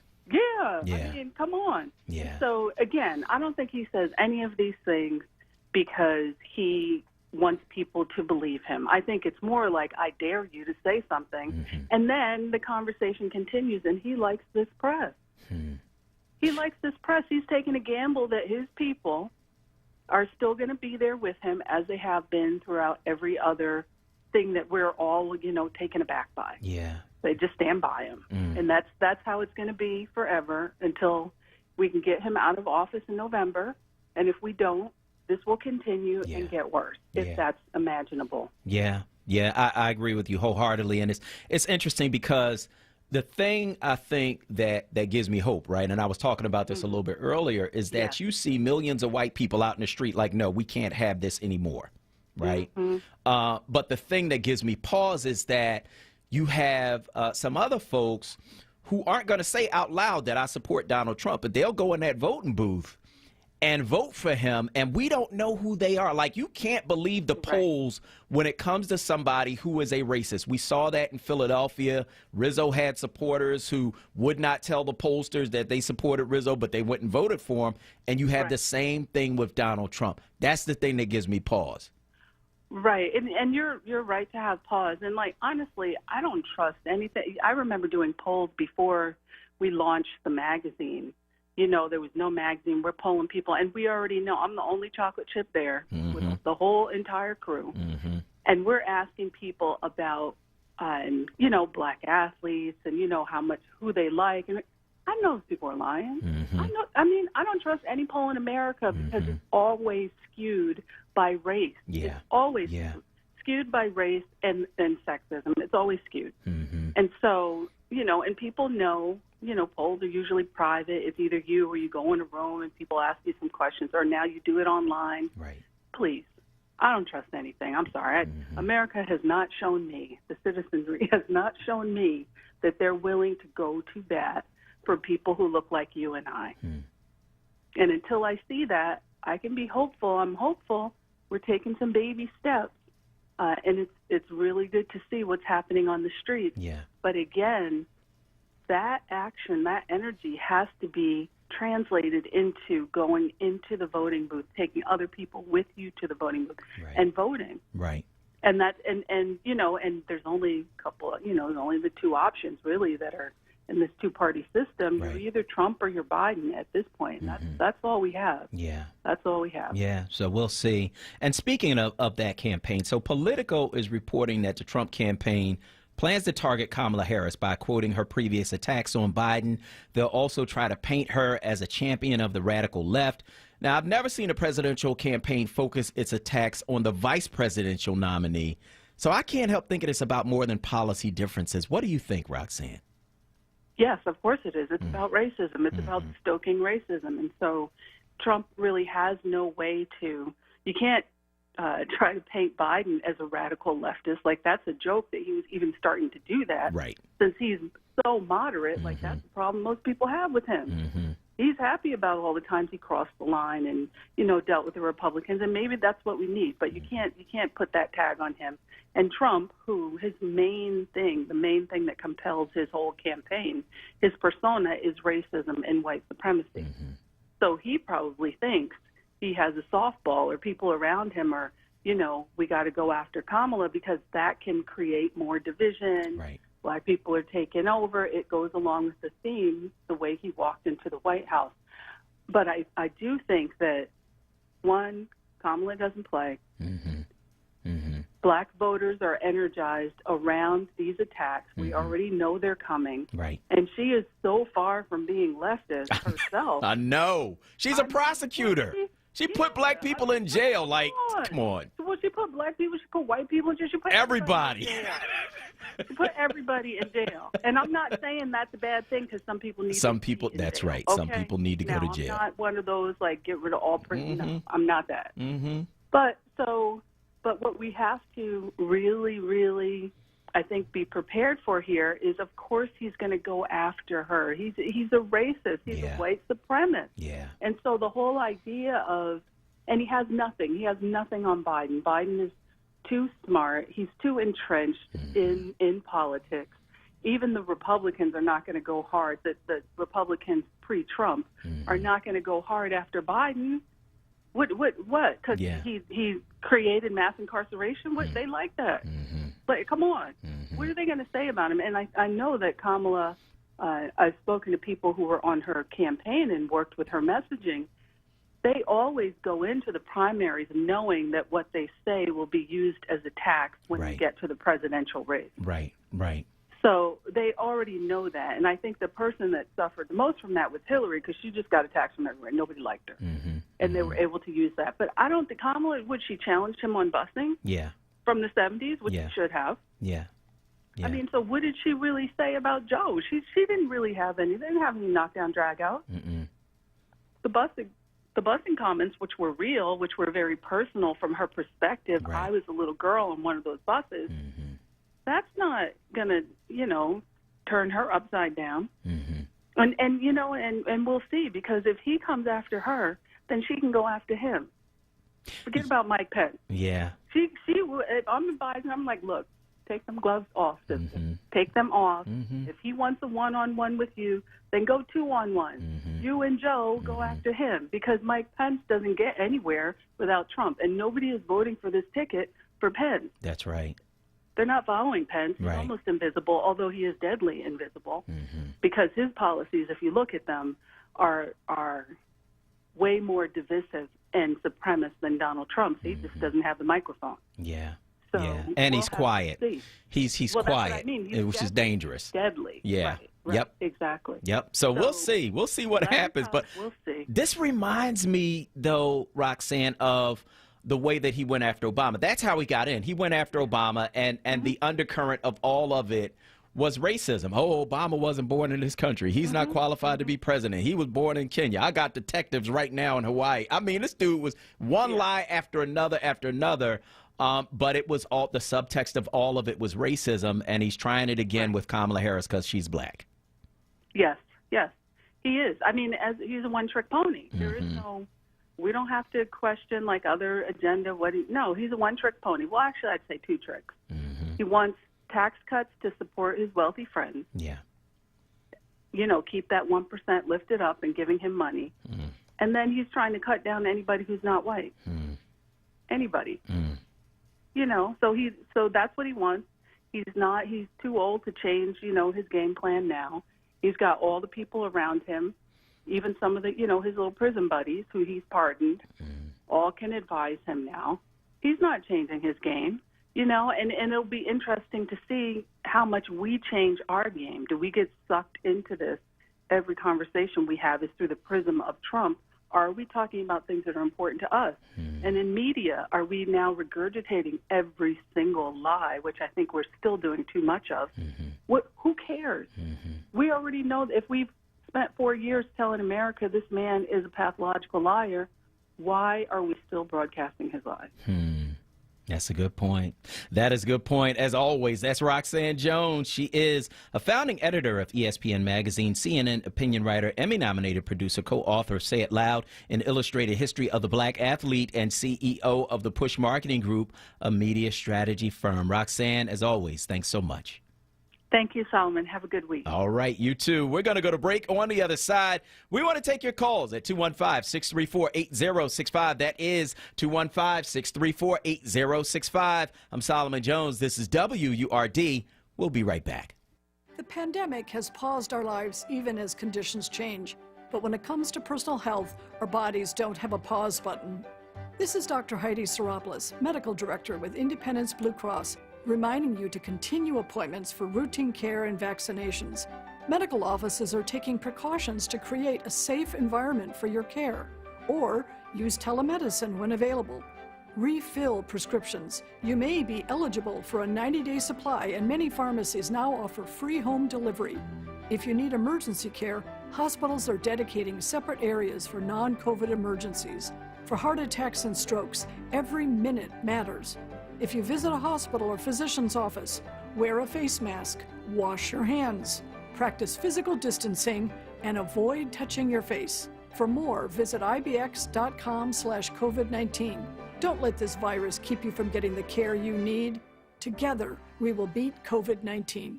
Come on down to Angry Deacon Ribs, located at 1019 Spring Garden Street. Without question, they have the best pork and beef ribs in Philly. Lightly smoked, full of flavor, and always tender. The bangin' brisket, pulled pork, wings, macaroni and cheese, and collard greens will have you coming back for more. Open Wednesday through Sunday with curbside pickup or delivery through Uber Eats. Give them a call at 215-769-RIBS. Come get some.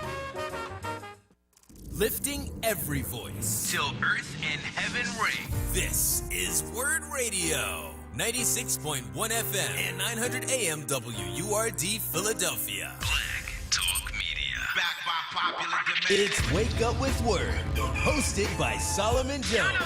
Right now on Word Radio. 96.1 FM. And 900 AM WURD.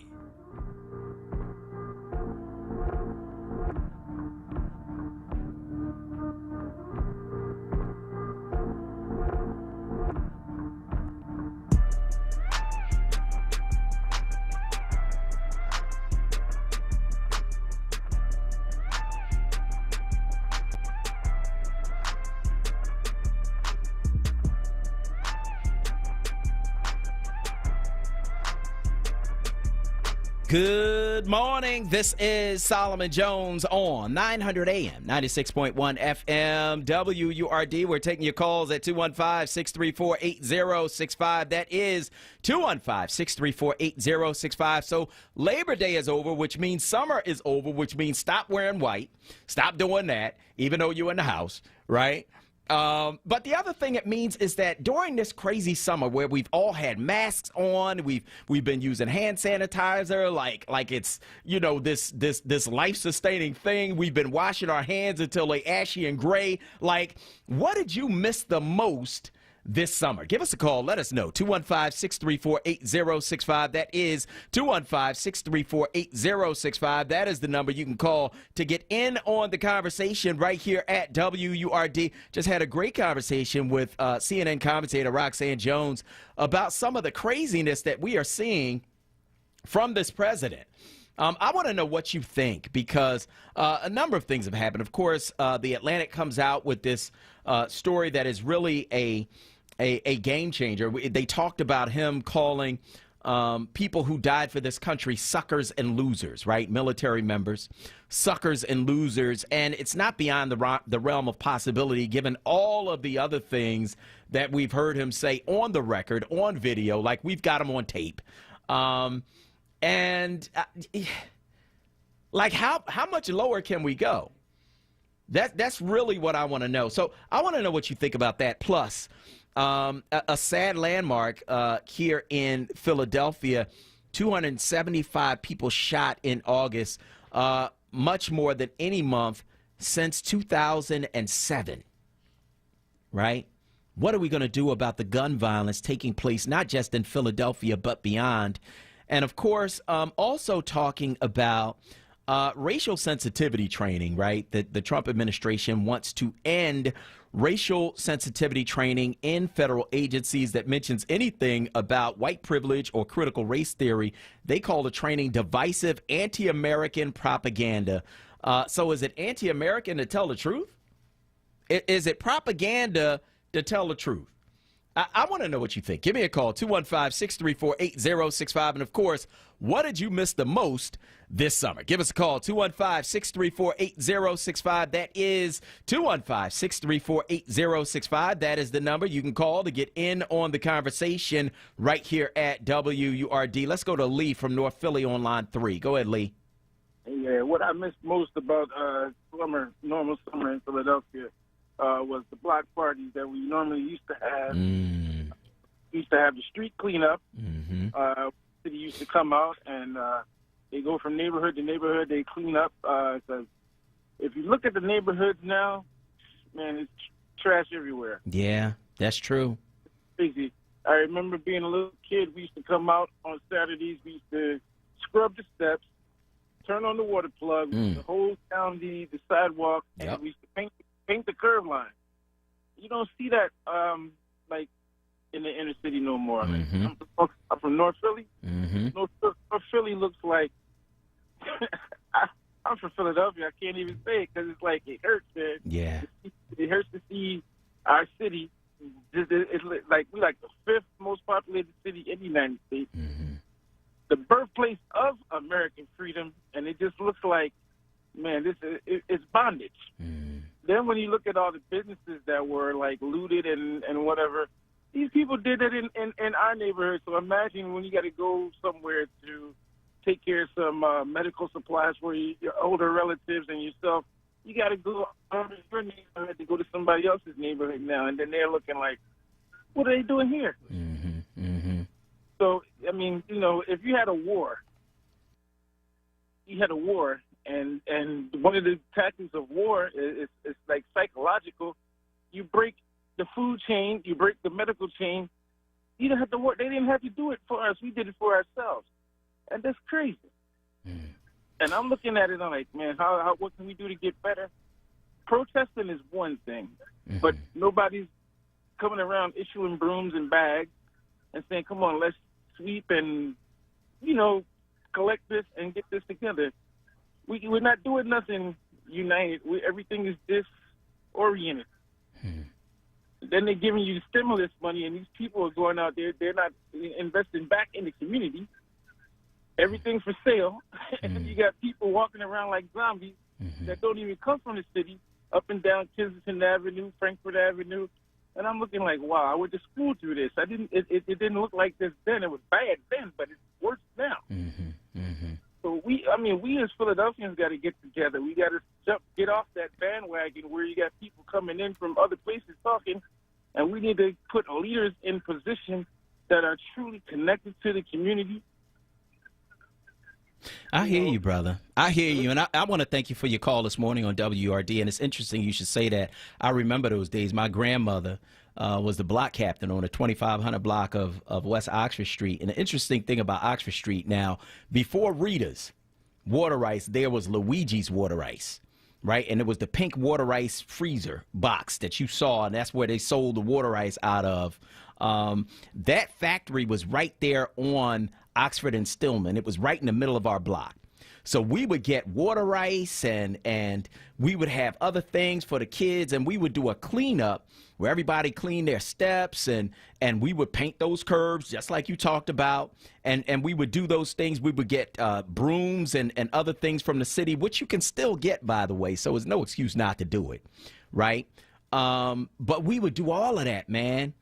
And we were riding through Philadelphia yesterday. We were coming back from South Philly.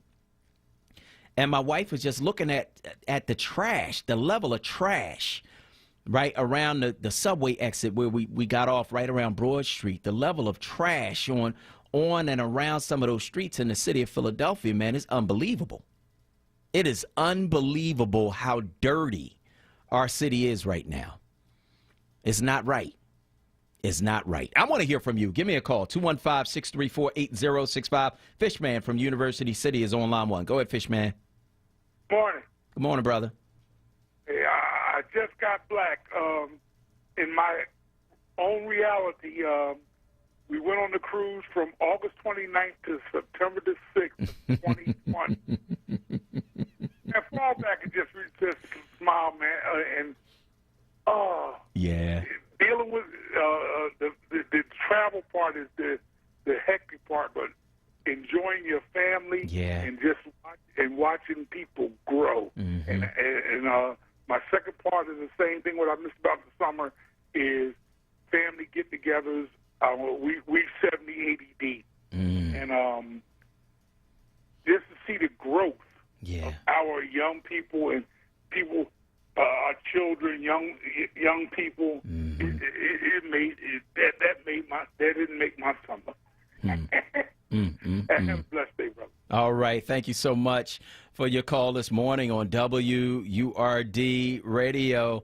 I want to hear from you. Give us a call, 215-634-8065. That is 215-634-8065. That is the number that you can call to get in on the conversation right here at WURD Radio. Let's go to Philip from West Philly on line 4. Go ahead, Philip. Good morning, Solomon. How you doing? I'm good. How are you? I'm good, thank you. Yes, as far as number 45, every time I see something, I'll be like, But, but it's not surprising to me, and to get to hear his people. In fact, this morning I was watching Good Morning America, and the former press secretary denying that he didn't say any of those things, about the soldiers. But but I do remember him making a statement about John McCain saying that he wasn't a hero because he was captured. Yeah. So if he said something like that, I don't have no hard time believing that he called the other soldiers, losers. But now he's turned against his own people that he appointed. Yep. In this position. So this just clearly show you that it's all about him, and if you don't conform to him, it's a problem. Yes, as far as the summer, there's two things I missed the most this summer. Okay, what? One, going to the different festivals that they have in the summer. Yes, like the festivals at Penn's Landing or sometimes around other areas of the city, especially the July 4th, Parkway thing. And then number two, yes, I missed being able to go to the Phillies games at Citizens Bank Park. Yeah. I hear you, man. I want to thank you so much for your call this morning on WURD Radio. If you want to get in, it's 215-634-8065. That is 215-634-8065. What you missed the most about this summer? This is like the craziest summer I have seen in a long, long time. Everybody walking around wearing masks. You washing your hands till they ashy and gray. You're using a hand sanitizer like it is gold. I've never seen anything like it. Empty streets, like all of it. What did you miss the most this summer? Give us a call, 215-634-8065. Let's go to Rob from Mount Airy on line 1. Go ahead, Rob. Yes, good morning, Solomon, to you and to the audience. Good morning. Well, what did I miss? I might as well say I missed everything, all of it. I'm being greedy. Yes, I missed all of it. So, but the other thing I want to talk about more than anything else is about taking, what are they talking about, a vaccine? Yeah. Who in God's name is going to take that vaccine? Because I'm already going to tell my family, don't do it. I'm, because I have first-hand experience of what happened when you take a vaccine that doesn't work right. That was doing when Gerald Ford was running against Carter, and he was getting floored in the polls. He did get beat, but he, promoted that vaccine, the swine flu vaccine. I took that shot, and let me tell you, Solomon, I got sick for about a year. I had fevers, my stomach was messed up, I had chills, and like I said, I had the first-hand, experience of taking a bad vaccine. But, oh no, I'm not planning to take the vaccine until December of next year, 2021. If I don't see what I like, I'll wait to 2022 of December or 2023. I'm in no hurry because I remember how it felt. Your nerves on fire? No. I have no intention. They were on TV talking about we're going to sign a pledge. Trust these guys, a drug company. The ones who stole $1 trillion and still stealing money. Trump's buddies. Trust them? Serious? Really? Seriously? I hear you, man. I want to thank you so much for your call this morning on WURD Radio. Let's go to Tony from Delaware County on line 3. Go ahead, Tony. Good morning, Solomon. God bless. Hope you enjoyed your holiday. I did. Thank you very much. Solomon, I'm just saying with them, it ain't nothing they won't say or won't do to us. I'm just saying, and the thing of it is, they've been telling us to go back to Africa. How are you going to tell us to go back somewhere where we built this country on free labor? We built it on free labor, and they stole all our ideas. All our ideas they stole, but then they want to go back to our country, go back there. We ain't going nowhere. And the whole thing of it is they say anything to us because the thing that I feel, Solomon, we have to come together. We got to stop looking at each other as enemies. And it happens so much because I know people around me that do it. They jealous of people, other people. We can't be doing that and win. We got to come together to win. But and what I miss about the summer, I miss my daughter's birthday came, and we always on my daughter's birthday we take a little, a slight vacation. We'll go somewhere western. But we went down Boston Harbor, and we went down there for a couple of days. We were going to get seafood, and we got a hotel for a couple of days. It was deserted. Nobody was there. No, it was more homeless people than anybody down there. And I miss being able to, get out and with my daughter on her birthdays and stuff like that and have a good time because her birthday comes in the summertime. Yeah. I hear you, man, and I want to thank you so much for your call this morning on WURD. I just miss just normalcy, man. Being able to go to the movies, I miss that. I like the movies a lot. Movie theaters are supposed to open back up today. I'm probably not going to be going to the movies right now. That's just not, I don't think it's safe. But I miss that. I miss going bowling, right? I used to take my kids and go bowling. I miss being able to like go to the beach and just be there and not worry about, what might be in the air around me. Like, just regular stuff that I would do during the summer. What did you miss the most this summer? 215-634-8065. D from North Philly is on line 4. Go ahead, D. Hi, Solomon. Good morning to everyone. Good morning. I wanted to know, Solomon, they were talking about how the streets are, how Philadelphia streets are dirty. I am on Broad and Pike, Broad and Butler, say it like that. Yeah. And I noticed that every time, like on Old York Road behind like 13th and Pike, I know exactly what you're talking about. They go dump stuff. It's just stuff just dumped, and it's a railroad track in the back of my home. They bring stuff and they dump it over the railroad track. There's, like mice, and it's always mice. You got to keep mice out of your house. And I would like to know, because before we had a block meeting, they said they were going to put cameras up so, they could see, what was going on. But no one's come to, to put the cameras up for us or anything like that. And I think, like every time it's trash dumped so much in there, they come and clean it up, but it's right back again. Yeah. So, I would like to have some information on who could I call to, like, say, who could help us get these cameras up so we can see who's doing this. It's our neighborhood. We're not doing it. Who's your city council person? I'm thinking this Cindy Bass. You're on 13th Street, so you're on the other side of Broad Street. Hold on. I'll get your address and I'll let you know who your council person is, because that should be your first point of contact for something like that. All right. All right. So hold on a minute and we'll get your information so we can give you who your council person is. You're welcome. 215-634-8065. Let's go to Jane from West Philly on line 1. Good morning. Go ahead, Jane. Morning. Good morning. Morning, Solomon and Word family.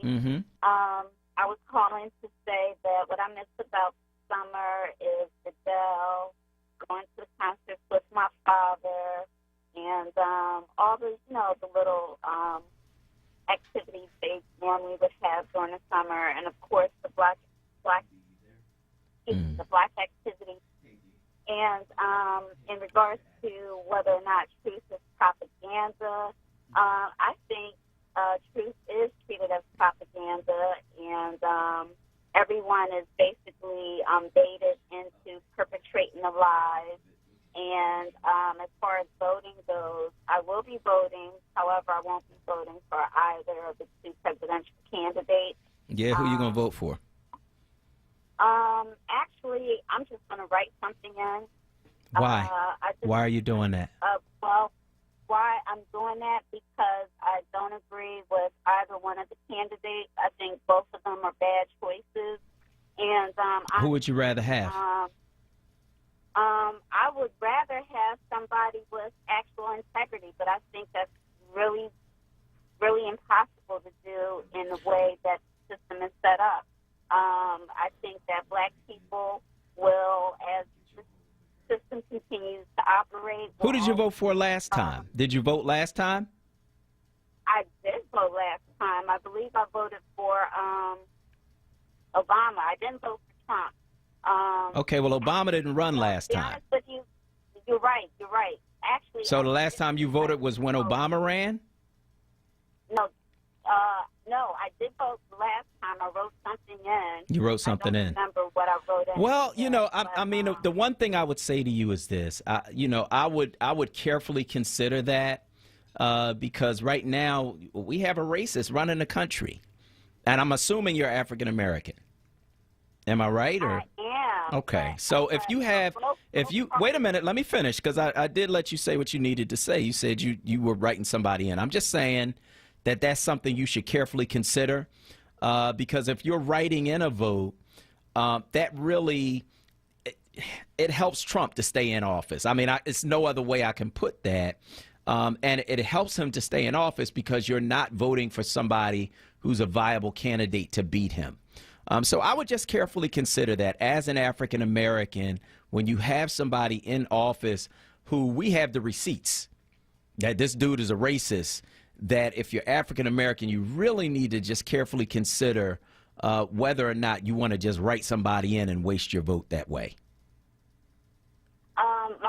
My vote would be wasted either way with either candidate. All right, well, and if Trump stays in office, it wouldn't really make that much of a difference. Okay, well, you must not know about the Supreme Court. I want to thank you for your call this morning on WRD. Let me explain to you how the Supreme Court works, right? The Supreme Court, people stay on the Supreme Court for life, right? The Supreme Court determines how the Constitution is lived out in this country, right? And so the thing that a president does that becomes his enduring legacy is the Supreme Court justices that he nominates and gets confirmed.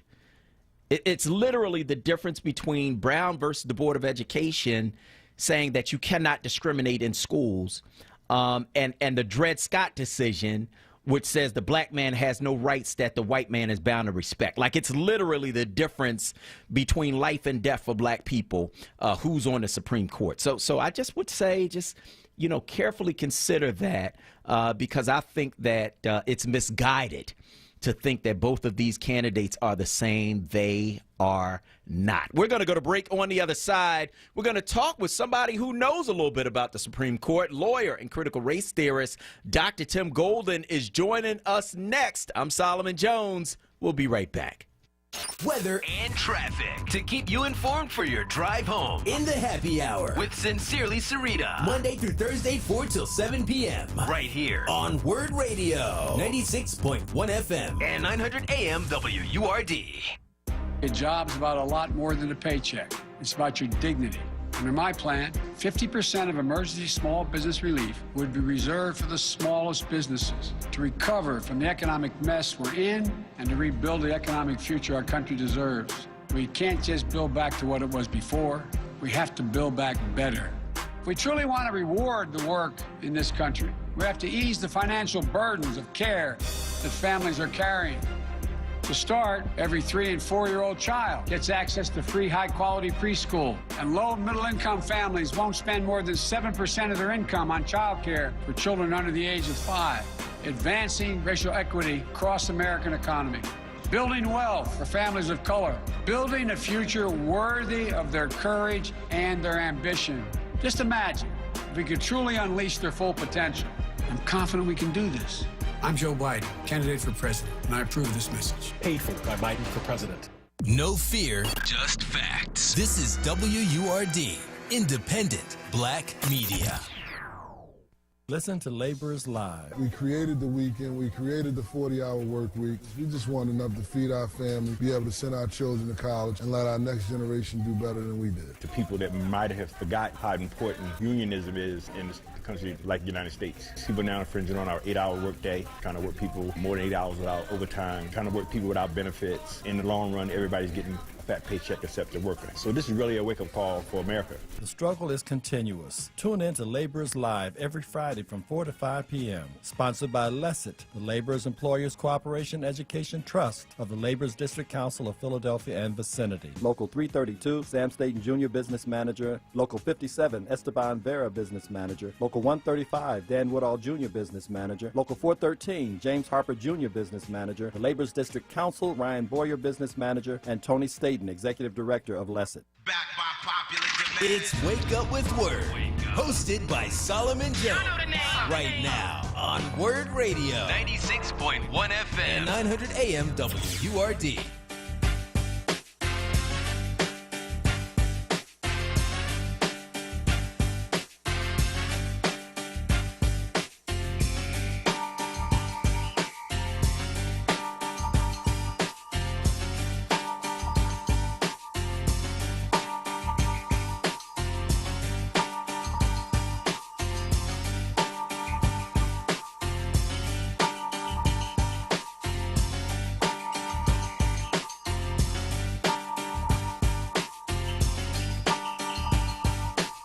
Good morning. This is Solomon Jones on 900 AM, 96.1 FM, WURD. We are back with lawyer and critical race theorist Dr. Tim Golden. He's a professor of philosophy, legal studies program coordinator, and director of the Donald Blake Center for the Study of Race, Ethnicity, and Culture at Walla Walla University. For 20 years, he was a criminal defense lawyer in Philadelphia and in the federal courts. Tim, good morning.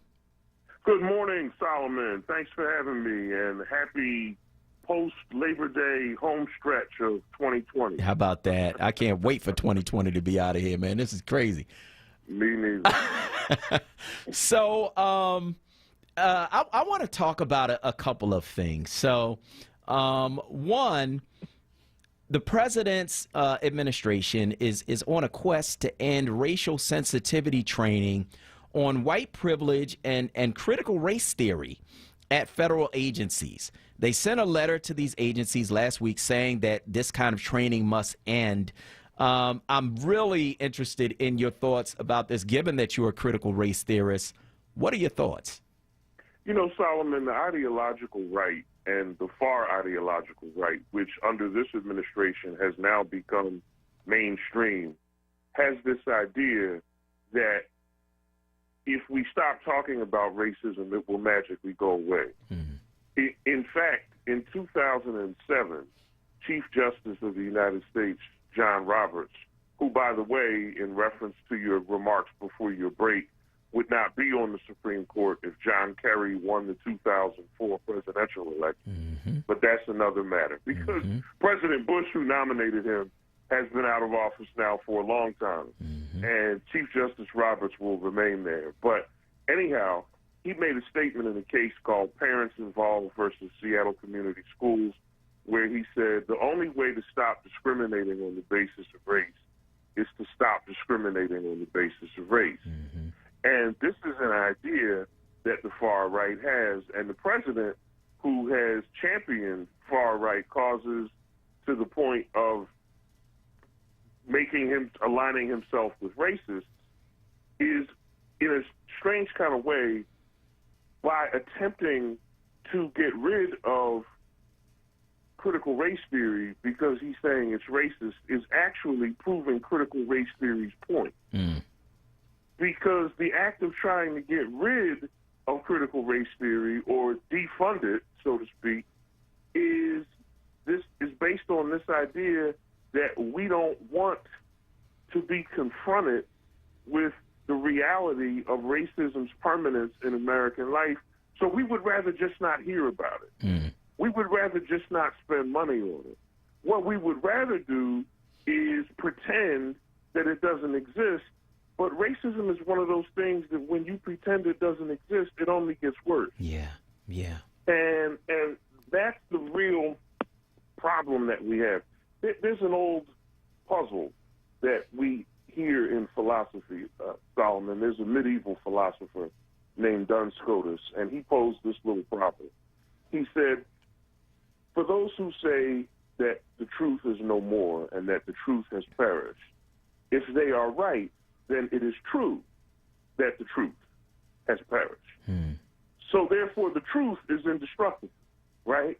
You can never get rid of the truth, because if you did, it would be true that you got rid of the truth, right? And so, as it is with this conceptual analysis of truth, so it is with American racism. It is legislated into the very fabric of our founding documents. Solomon, from 1619 to 1787, when the Constitution was adopted, there was chattel slavery, and the Constitution, which we celebrate as a document of liberty, did not manumit one slave. In fact, it ensured that slavery would continue. And so the subhuman status of African Americans is at the foundation of the United States of America. So when we see police officers and prosecutors who are supposed to operate under the Constitution, what we see them doing in many instances is exactly what the system was designed to do. Maintain African Americans at the level of a subhuman status. And this is the real problem.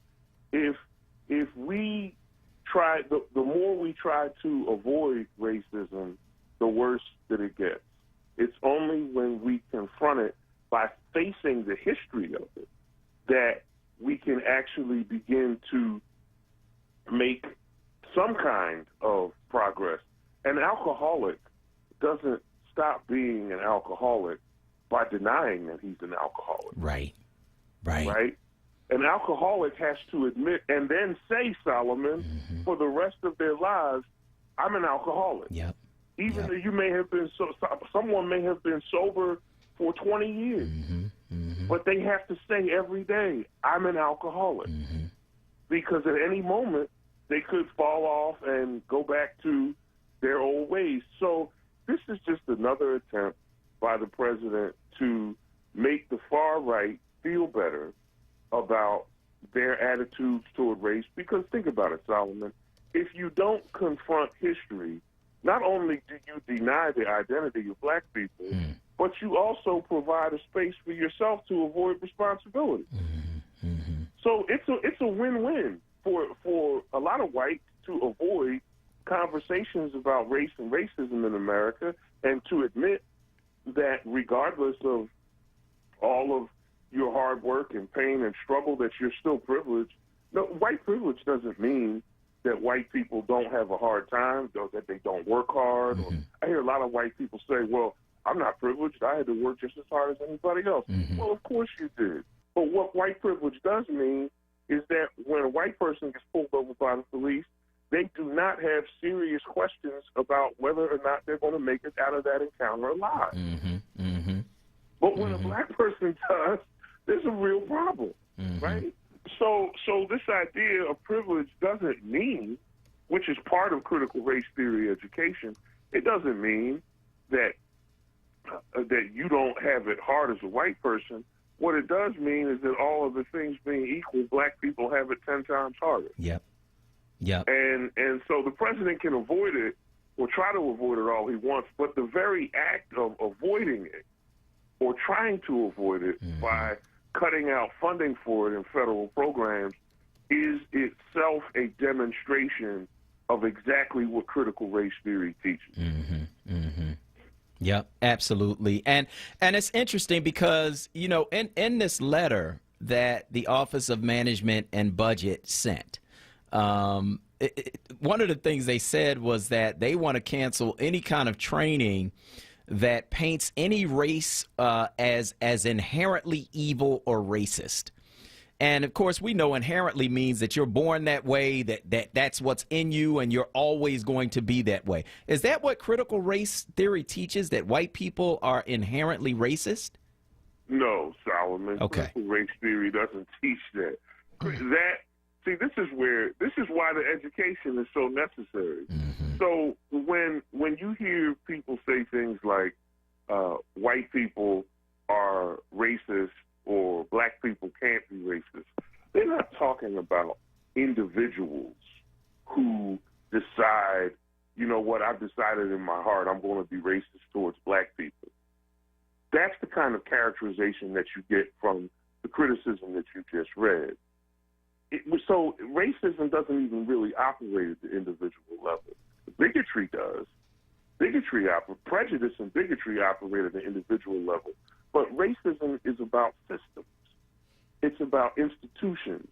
It's about the way that they function so that no matter who the pieces are in the chess game, to use your metaphor, Solomon, no matter who the pieces are in the chess game, the rules remain the same. And so it doesn't matter if you see, arguably doesn't matter if you see a black police officer shoot an unarmed black suspect. It really wouldn't matter because he's a cog in a machine, a much larger machine. Racism and what critical race theory teaches is that it's almost like original sin, Solomon. You know, in Christian theology, the doctrine of original sin says that you are sinful in virtue of being born under the curse of Adam, right? And if we take racism seriously in America, as America's original sin, as many legal theorists and commentators have, then if being black in America means you have a subhuman status, and being white means that you're considered to be human and considered to be enfranchised and all the other things that go along with it, then when you're born in this country white, you automatically have access to that. It doesn't mean that you hate black people, but it does mean that you inherit a legacy of American racism, and that inheritance inures to your benefit. That's the teaching of critical race theory. It doesn't mean that every white person is inherently racist as an individual. It just means that they inherit a certain legacy, and that plays itself out in everyday social dynamics. One of the other things that they said was that they want to cancel anything that teaches that every white person contributes to racism. Now, I know that white people certainly benefit from racism, whether they want to or not. But does critical race theory teach that every white person contributes to racism? That phraseology, every white person, is problematic because it's assuming an individual posture. I don't think critical race theory teaches that every white person contributes to racism, but it does teach that every white person benefits from racism. And that is the teaching, right? That is the idea. And let's be clear too, Solomon, critical race theory is not monolithic. The founder of critical race theory, who passed away in 2011, is former Harvard Law professor Derek Bell. And Derek Bell and other legal academics gathered at a couple of academic conferences in the mid-'70s, and they became disillusioned with the direction of all of the civil rights gains that had been made legally in the 1950s, 1930s, all the way through the 1960s. So critical race theory is fundamentally, in its origin, an analysis of how courts and how law operates in ways that perpetuate white supremacy. From critical race theory, in its original understanding with Derek Bell, critical race theory was originally about anti-black racism in the courts. And it's a permutation of a legal theory of adjudication that is how judges decide cases, called American legal realism. Now, from critical race theory, or out of Derek Bell's understanding of critical race theory, you have lots of other permutations like Asian American, Latinx, you have feminist legal theory, and you have a variety of other identities, gender, ethnic, and racial, that are permutations of critical race theory that do the same thing that Derek Bell was trying to do with African American, with the African American strain of critical race theory. So it's not monolithic, but I think all of them have one thing, and all of them have a few things in common. One, the idea that race is not tangential to everyday life or incidental, it's primary. Two, they use narrative to tell counter stories to the dominant narrative. And three, all of them have to some degree the idea that law and legal systems don't necessarily benefit oppressed people, but more often than not end up justifying the condition that they're in. So that's really what critical race theory is at its core. And what the president is doing is seizing upon a bunch of half-baked misunderstandings from the ideological far right, whose job it is to stoke racial division. And, I love the statement that critical race theory causes division. Critical race theory wasn't founded until about the mid-1970s. And yet the president is talking about it as though critical race theory set up Jim Crow. As though critical race theory lynched black people.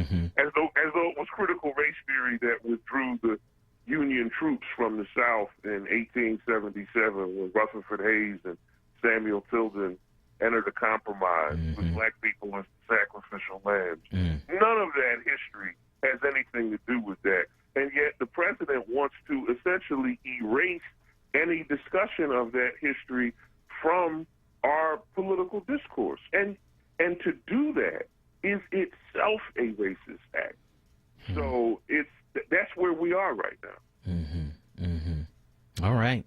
All right. Well, that is lawyer and critical race theorist Dr. Tim Golden joining us to talk about what the Trump administration is trying to do to literally stop federal agencies from doing racial sensitivity training where either white privilege or critical race theories is mentioned. He is a lawyer and critical race theorist, professor of philosophy, legal studies program coordinator, and director of the Donald Blake Center on Race, Ethnicity, and Culture at Walla Walla University for 20 years. He was a criminal defense lawyer in Philadelphia and in the federal courts. Tim, thanks so much.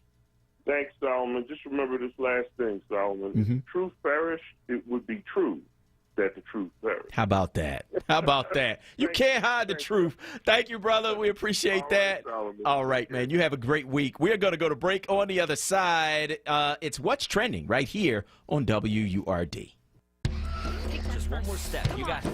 You're doing great. This is the sound of a nationally ranked top rehabilitation hospital, home to the largest collection of robotics in the United States, where we continually exceed patient expectations, because no injury is too severe or too minor for our care. There you go. This is the sound of success. Moss Rehab. Challenge accepted. Support independent black media and join the 4Word movement now at 215-425-7875 or visit wordradio.com.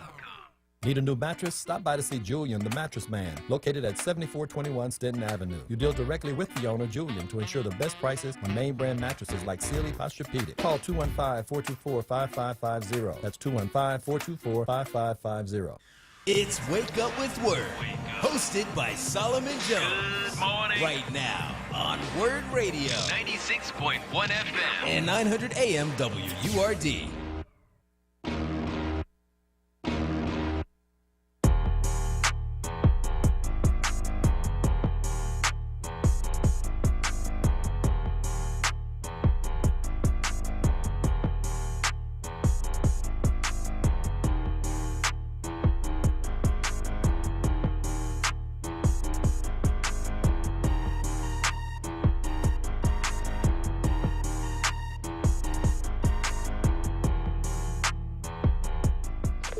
All circuits are busy. Here's what's trending. Yo, that's crazy. On Wake Up with Word. Jacob Blake, who was shot in the back by Wisconsin police, spoke out for the first time. Here's what he said. Your life, and not only just your life, your legs can be taken from you like this. 24 hours. Every 24 hours is pain, nothing but pain. It hurts to breathe. It hurts to sleep. It hurts to move from side to side. It hurts to eat. He urges black people to stick together, make some money, and make everything easier for our people. And the heavy-handed response to this year's protest against police brutality in Philadelphia will take center stage as City Council returns to session this month, setting up a longer fight over how to answer protesters' calls to defund the police department. And finally, bags of mail were dumped in a parking lot in Glendale, California last week, according to surveillance footage obtained by CNN. The September 3rd video shows a budget rental vehicle backing into a lot and dumping the mail into the lot. Minutes later, the person gets back into the vehicle and drives away, leaving the bags of mail in the lot. And that is what's trending right here on WURD Radio. You can, of course, weigh in on Facebook at 4Word. That's FORWURD. You can also weigh in by giving us a call at 215-634-8065. That is 215-634-8065. That is the number you can call to get in on the conversation right here at WURD Radio. Let us know where you are on any of these things we are talking about on this morning show. 215-634-8065. That is 215-634-8065. I want to hear from you. Let us know where you are on any of this stuff. The mail stuff, man, is getting really crazy. They're talking about investigating Louis DeJoy based on how he became a top Republican fundraiser. Apparently, some of his former employees are saying that he would pressure employees to give to his chosen Republican candidates and then reimburse them through bonuses at work. That, of course, would be illegal. You can't do that. People have to give of their own volition. You can't be reimbursing them for their contributions. Like, nah, that's against the law. And so the House Democrats are talking about investigating him for that. He, of course, is the guy who took out high-speed mail sorting machines out of various offices, removed mailboxes that were there to collect mail. He's slowing down the mail. And now we find that mail is being dumped in parking lots. Like, it's caught on surveillance video in California. This is absolutely insane. And all of this ahead of an election that will depend heavily on mail-in ballots, which the president is trying to undermine. He doesn't want people to mail in their ballots, which is interesting since he uses absentee ballots, which is, guess what? A mail-in ballot. I want to hear from you. Give me a call, 215-634-8065. That is 215-634-8065. That is the number that you can call to get in on the conversation right here at WURD.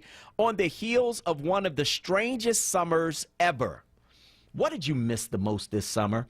I want to hear from you. Give me a call, 215-634-8065. That is 215-634-8065. That is the number you can call to get in on the conversation right here at WURD Radio. And let us know where you are on these various things we are talking about on this morning show. You can, of course, also weigh in on Facebook at onWURD. That's FORWURD. Yvette from East Oak Lane is on line one. Go ahead, Yvette.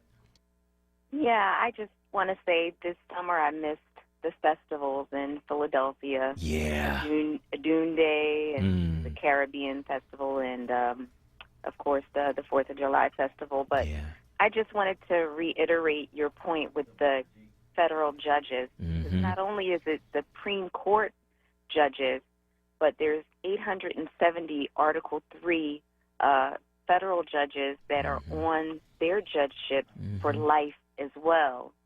And Trump has already appointed nearly a quarter of all of those federal judges.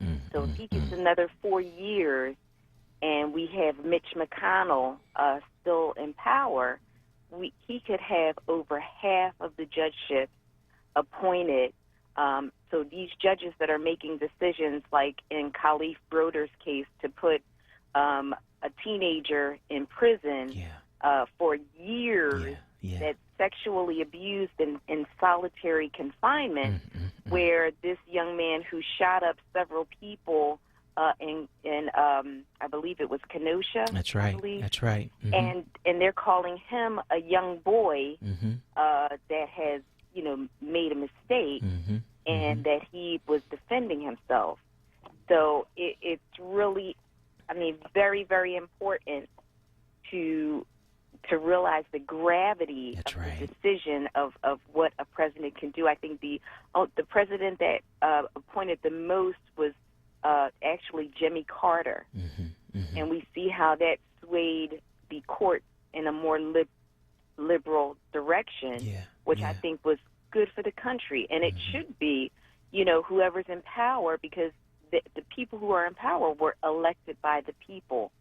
So when you block nominees, as they did for Obama, but then you flood them under a Trump, I think you're kind of stacking the court, which really does not help the country. You are absolutely right. You are absolutely right. And, that's the gravity of a presidential election. The president appoints federal judges and Supreme Court justices who sit there for life. For life. For life. So you can't tell me that who is president doesn't make a difference. No, it absolutely makes a difference in how the Constitution is interpreted and lived out every single day in this country. It makes a huge difference. It does. And can I say one more thing, Yes. Solomon? In 2018, in Philadelphia, we had several African-American judges that ran for office, and not one to my recollection, not one of those African-American judges was voted in. Mm-hmm. So not to say that, it has to be an African-American judge, but I think there has to be some diversity. So I think that's a real problem where we're not emphasizing diverse judges that they get voted in Philadelphia as well. Yeah, you're absolutely right. Judges make all the difference, man. And I want to thank you so much for your call this morning on WURD. And to her point, she spoke about Mitch McConnell. Mitch McConnell blocked Barack Obama's choice for the Supreme Court from even having a hearing before the Senate, and that's because Republicans had the majority in the Senate.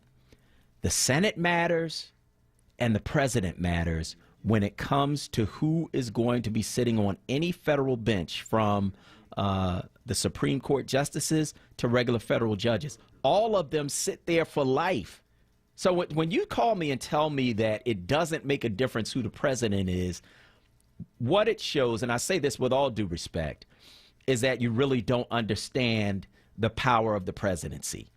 What it shows is that you don't understand that the president determines who's going to be on the federal bench, who's going to be there and who's going to stay there for life. Yeah, the president only stays there for 8 years at the most. But the people that he nominates for these federal judgeships, they stay there for life, determining whether or not the Constitution is going to benefit you or hurt you. It's literally the difference between a Dred Scott decision by the Supreme Court that says the black man has no rights that the white man is bound to respect, or a Brown versus the Board of Education decision which says you cannot discriminate in schooling. That segregation in education is illegal. Like, it's literally the difference between life and death, education and no education, racism or not. Like, it's literally the difference between those two things. And if you don't understand that, then you can say something like, it doesn't matter who the president is. You got to be kidding me. 215-634-8065. We need to really think about all of that. Like, don't base what you are doing in your life based on what somebody said on YouTube. For real. Don't even base it just on what I say. If I say something, you know what? Go and research it and corroborate it someplace else. Like, don't just base what you do or what you say on or how you act based on something you saw on Twitter. Like, for real, man. We got to be smarter than that. One of the things that I think is my mission, really, in doing this, is making sure that our people are educated on facts so that they can make decisions based on what's real and not based on something you saw on Facebook. Like, don't just be repeating this stuff that you heard somebody say, oh, it don't make no difference who the president. That's a lie. It's not true. Because the president decides who sits on these federal benches, and they sit there for life, determining how the Constitution is lived out in this country. Don't tell me it doesn't make a difference. That's not true. I'm going to go back to the phone lines, 215-634-8065. Let's go to Renee from West Oak Lane on line 1. Go ahead, Renee. Hey, good morning, Solomon. Good morning. URD said. I just wanted to make a comment on Kenosha, the guy that shot the protesters up and all like that. Mm-hmm. First of all, he's underage, and first of all, what are you doing going to a protest with assault rifles or any type of weapon? How about that? Also, I wanted to get into the postal system. People send money orders and stuff to the postal center to pay their bills, so what happens to people like that? I believe, we need to get more on Congress, our congressmen, like Dwight Evans and whoever else in Congress, and really push the issue on this postal thing and a whole lot of other issues. Also, I wanted to get into about what I missed about the summer. I the same thing everybody else, the festivals, like you said, the movies, gyms. But there's an alternative for the movie. They have drive-in movies at the Navy Yard, and they have a free driving movies at the Mann Center. Mm-hmm. You have to go online and get tickets. So I just wanted to put that out there. All right. Well, I want to thank you so much for that. I might go check out one of those drive-in movies, and thank you for your call this morning on WURD Radio. I want to hear from you, 215-634-8065. That is 215-634-8065. That is the number that you can call to get in on the conversation right here at WURD. Deborah from West Oak Lane is on line 3. Go ahead, Deborah. Oh, good morning, Solomon. Good morning. God bless you and your family. Oh, thank you. Listen, what I actually is about who got your ear, and you can look at the state of how this our world is right now. Mm-hmm. It's basically common sense. We just got to get them out of there, and I just hope people vote, and that's all we have to do is just vote or be patient and stand in them lines. But don't get swayed away from this voting. But that's not what I want to get into. I wanted to get into what I missed about the summer. Mm-hmm. Oh, my goodness. Yeah. We didn't get an employee day. We didn't get our employee day at Donny Park, even though I love the amusement park, but I love the wave pool. I don't do all the rides no more. Mm-hmm. But sitting and chilling or getting in the wave pool and just sitting and relaxing. Yeah. That's what I miss. And another thing I miss during the summer is going to the concerts at the Dell. Mm-hmm. I really miss that. Mm-hmm. Look forward to that every summer. Mm-hmm. So that's about it. Now, a few weeks back, I wasn't able to call because I came in at the end. Okay. But where you said you had a segment on, if you from Philly, you know you from Philly. Well, you know you from Philly if you went to the Fox Theater at 16th and Market. Mm. And also I remember that. that steakhouse at 16th and Chestnut. All right now. I hear you. That's right. You're right about that. Yeah. When movie theaters were downtown. You remember that? Downtown, yes. The movies. You go to the movies, have your steak dinner. Yeah. It was always a good time. And Absolutely. peace and everything. Absolutely. Yep. Amongst one another. So, I'm plaiting my hair right now. All right. Well, I want to thank you for your call because we got to go. Let's go to Sister Mary from Northern Liberties on line 4. Go ahead, Sister Mary. Good morning, Solomon. How are you? I'm good. How are you? I'm great. I hope that you and Kuwaisa had a wonderful barbecue. Well, listen, Solomon, Uh-huh. I have a question and one comment. A question is, as we get closer to voting, will Yes. you be going through the ballot like you did before to kind of give us an idea of what to vote for, who to vote for, or, because I know it's going to be a whole lot on there that's going to distract people. So will you be? Sure. Yes. Okay. Awesome. I have the comment that I have is that Kenosha, when number 45 showed up, he showed up not because of the young man who got shot. He showed up to promote the violence that was going on. And also with the military in 2018, when he talked about the men and women that are suckers and losers, we all have people that's in the military, has been in the military, died in the military, and, he keep putting his foot in his mouth. So you know what? Let him keep doing it, because I'm going to tell you, these military people are totally upset about his behavior and what came out of his mouth, and it is the truth, because you know what? You can't cast your face. He is what he is.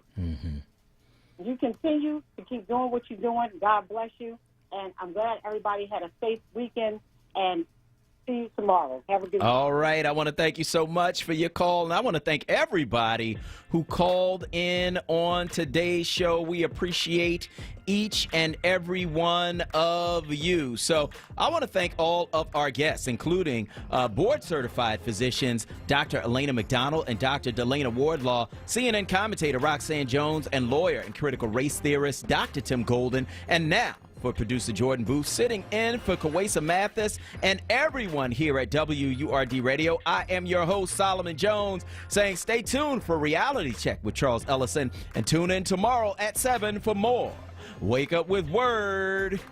Peace.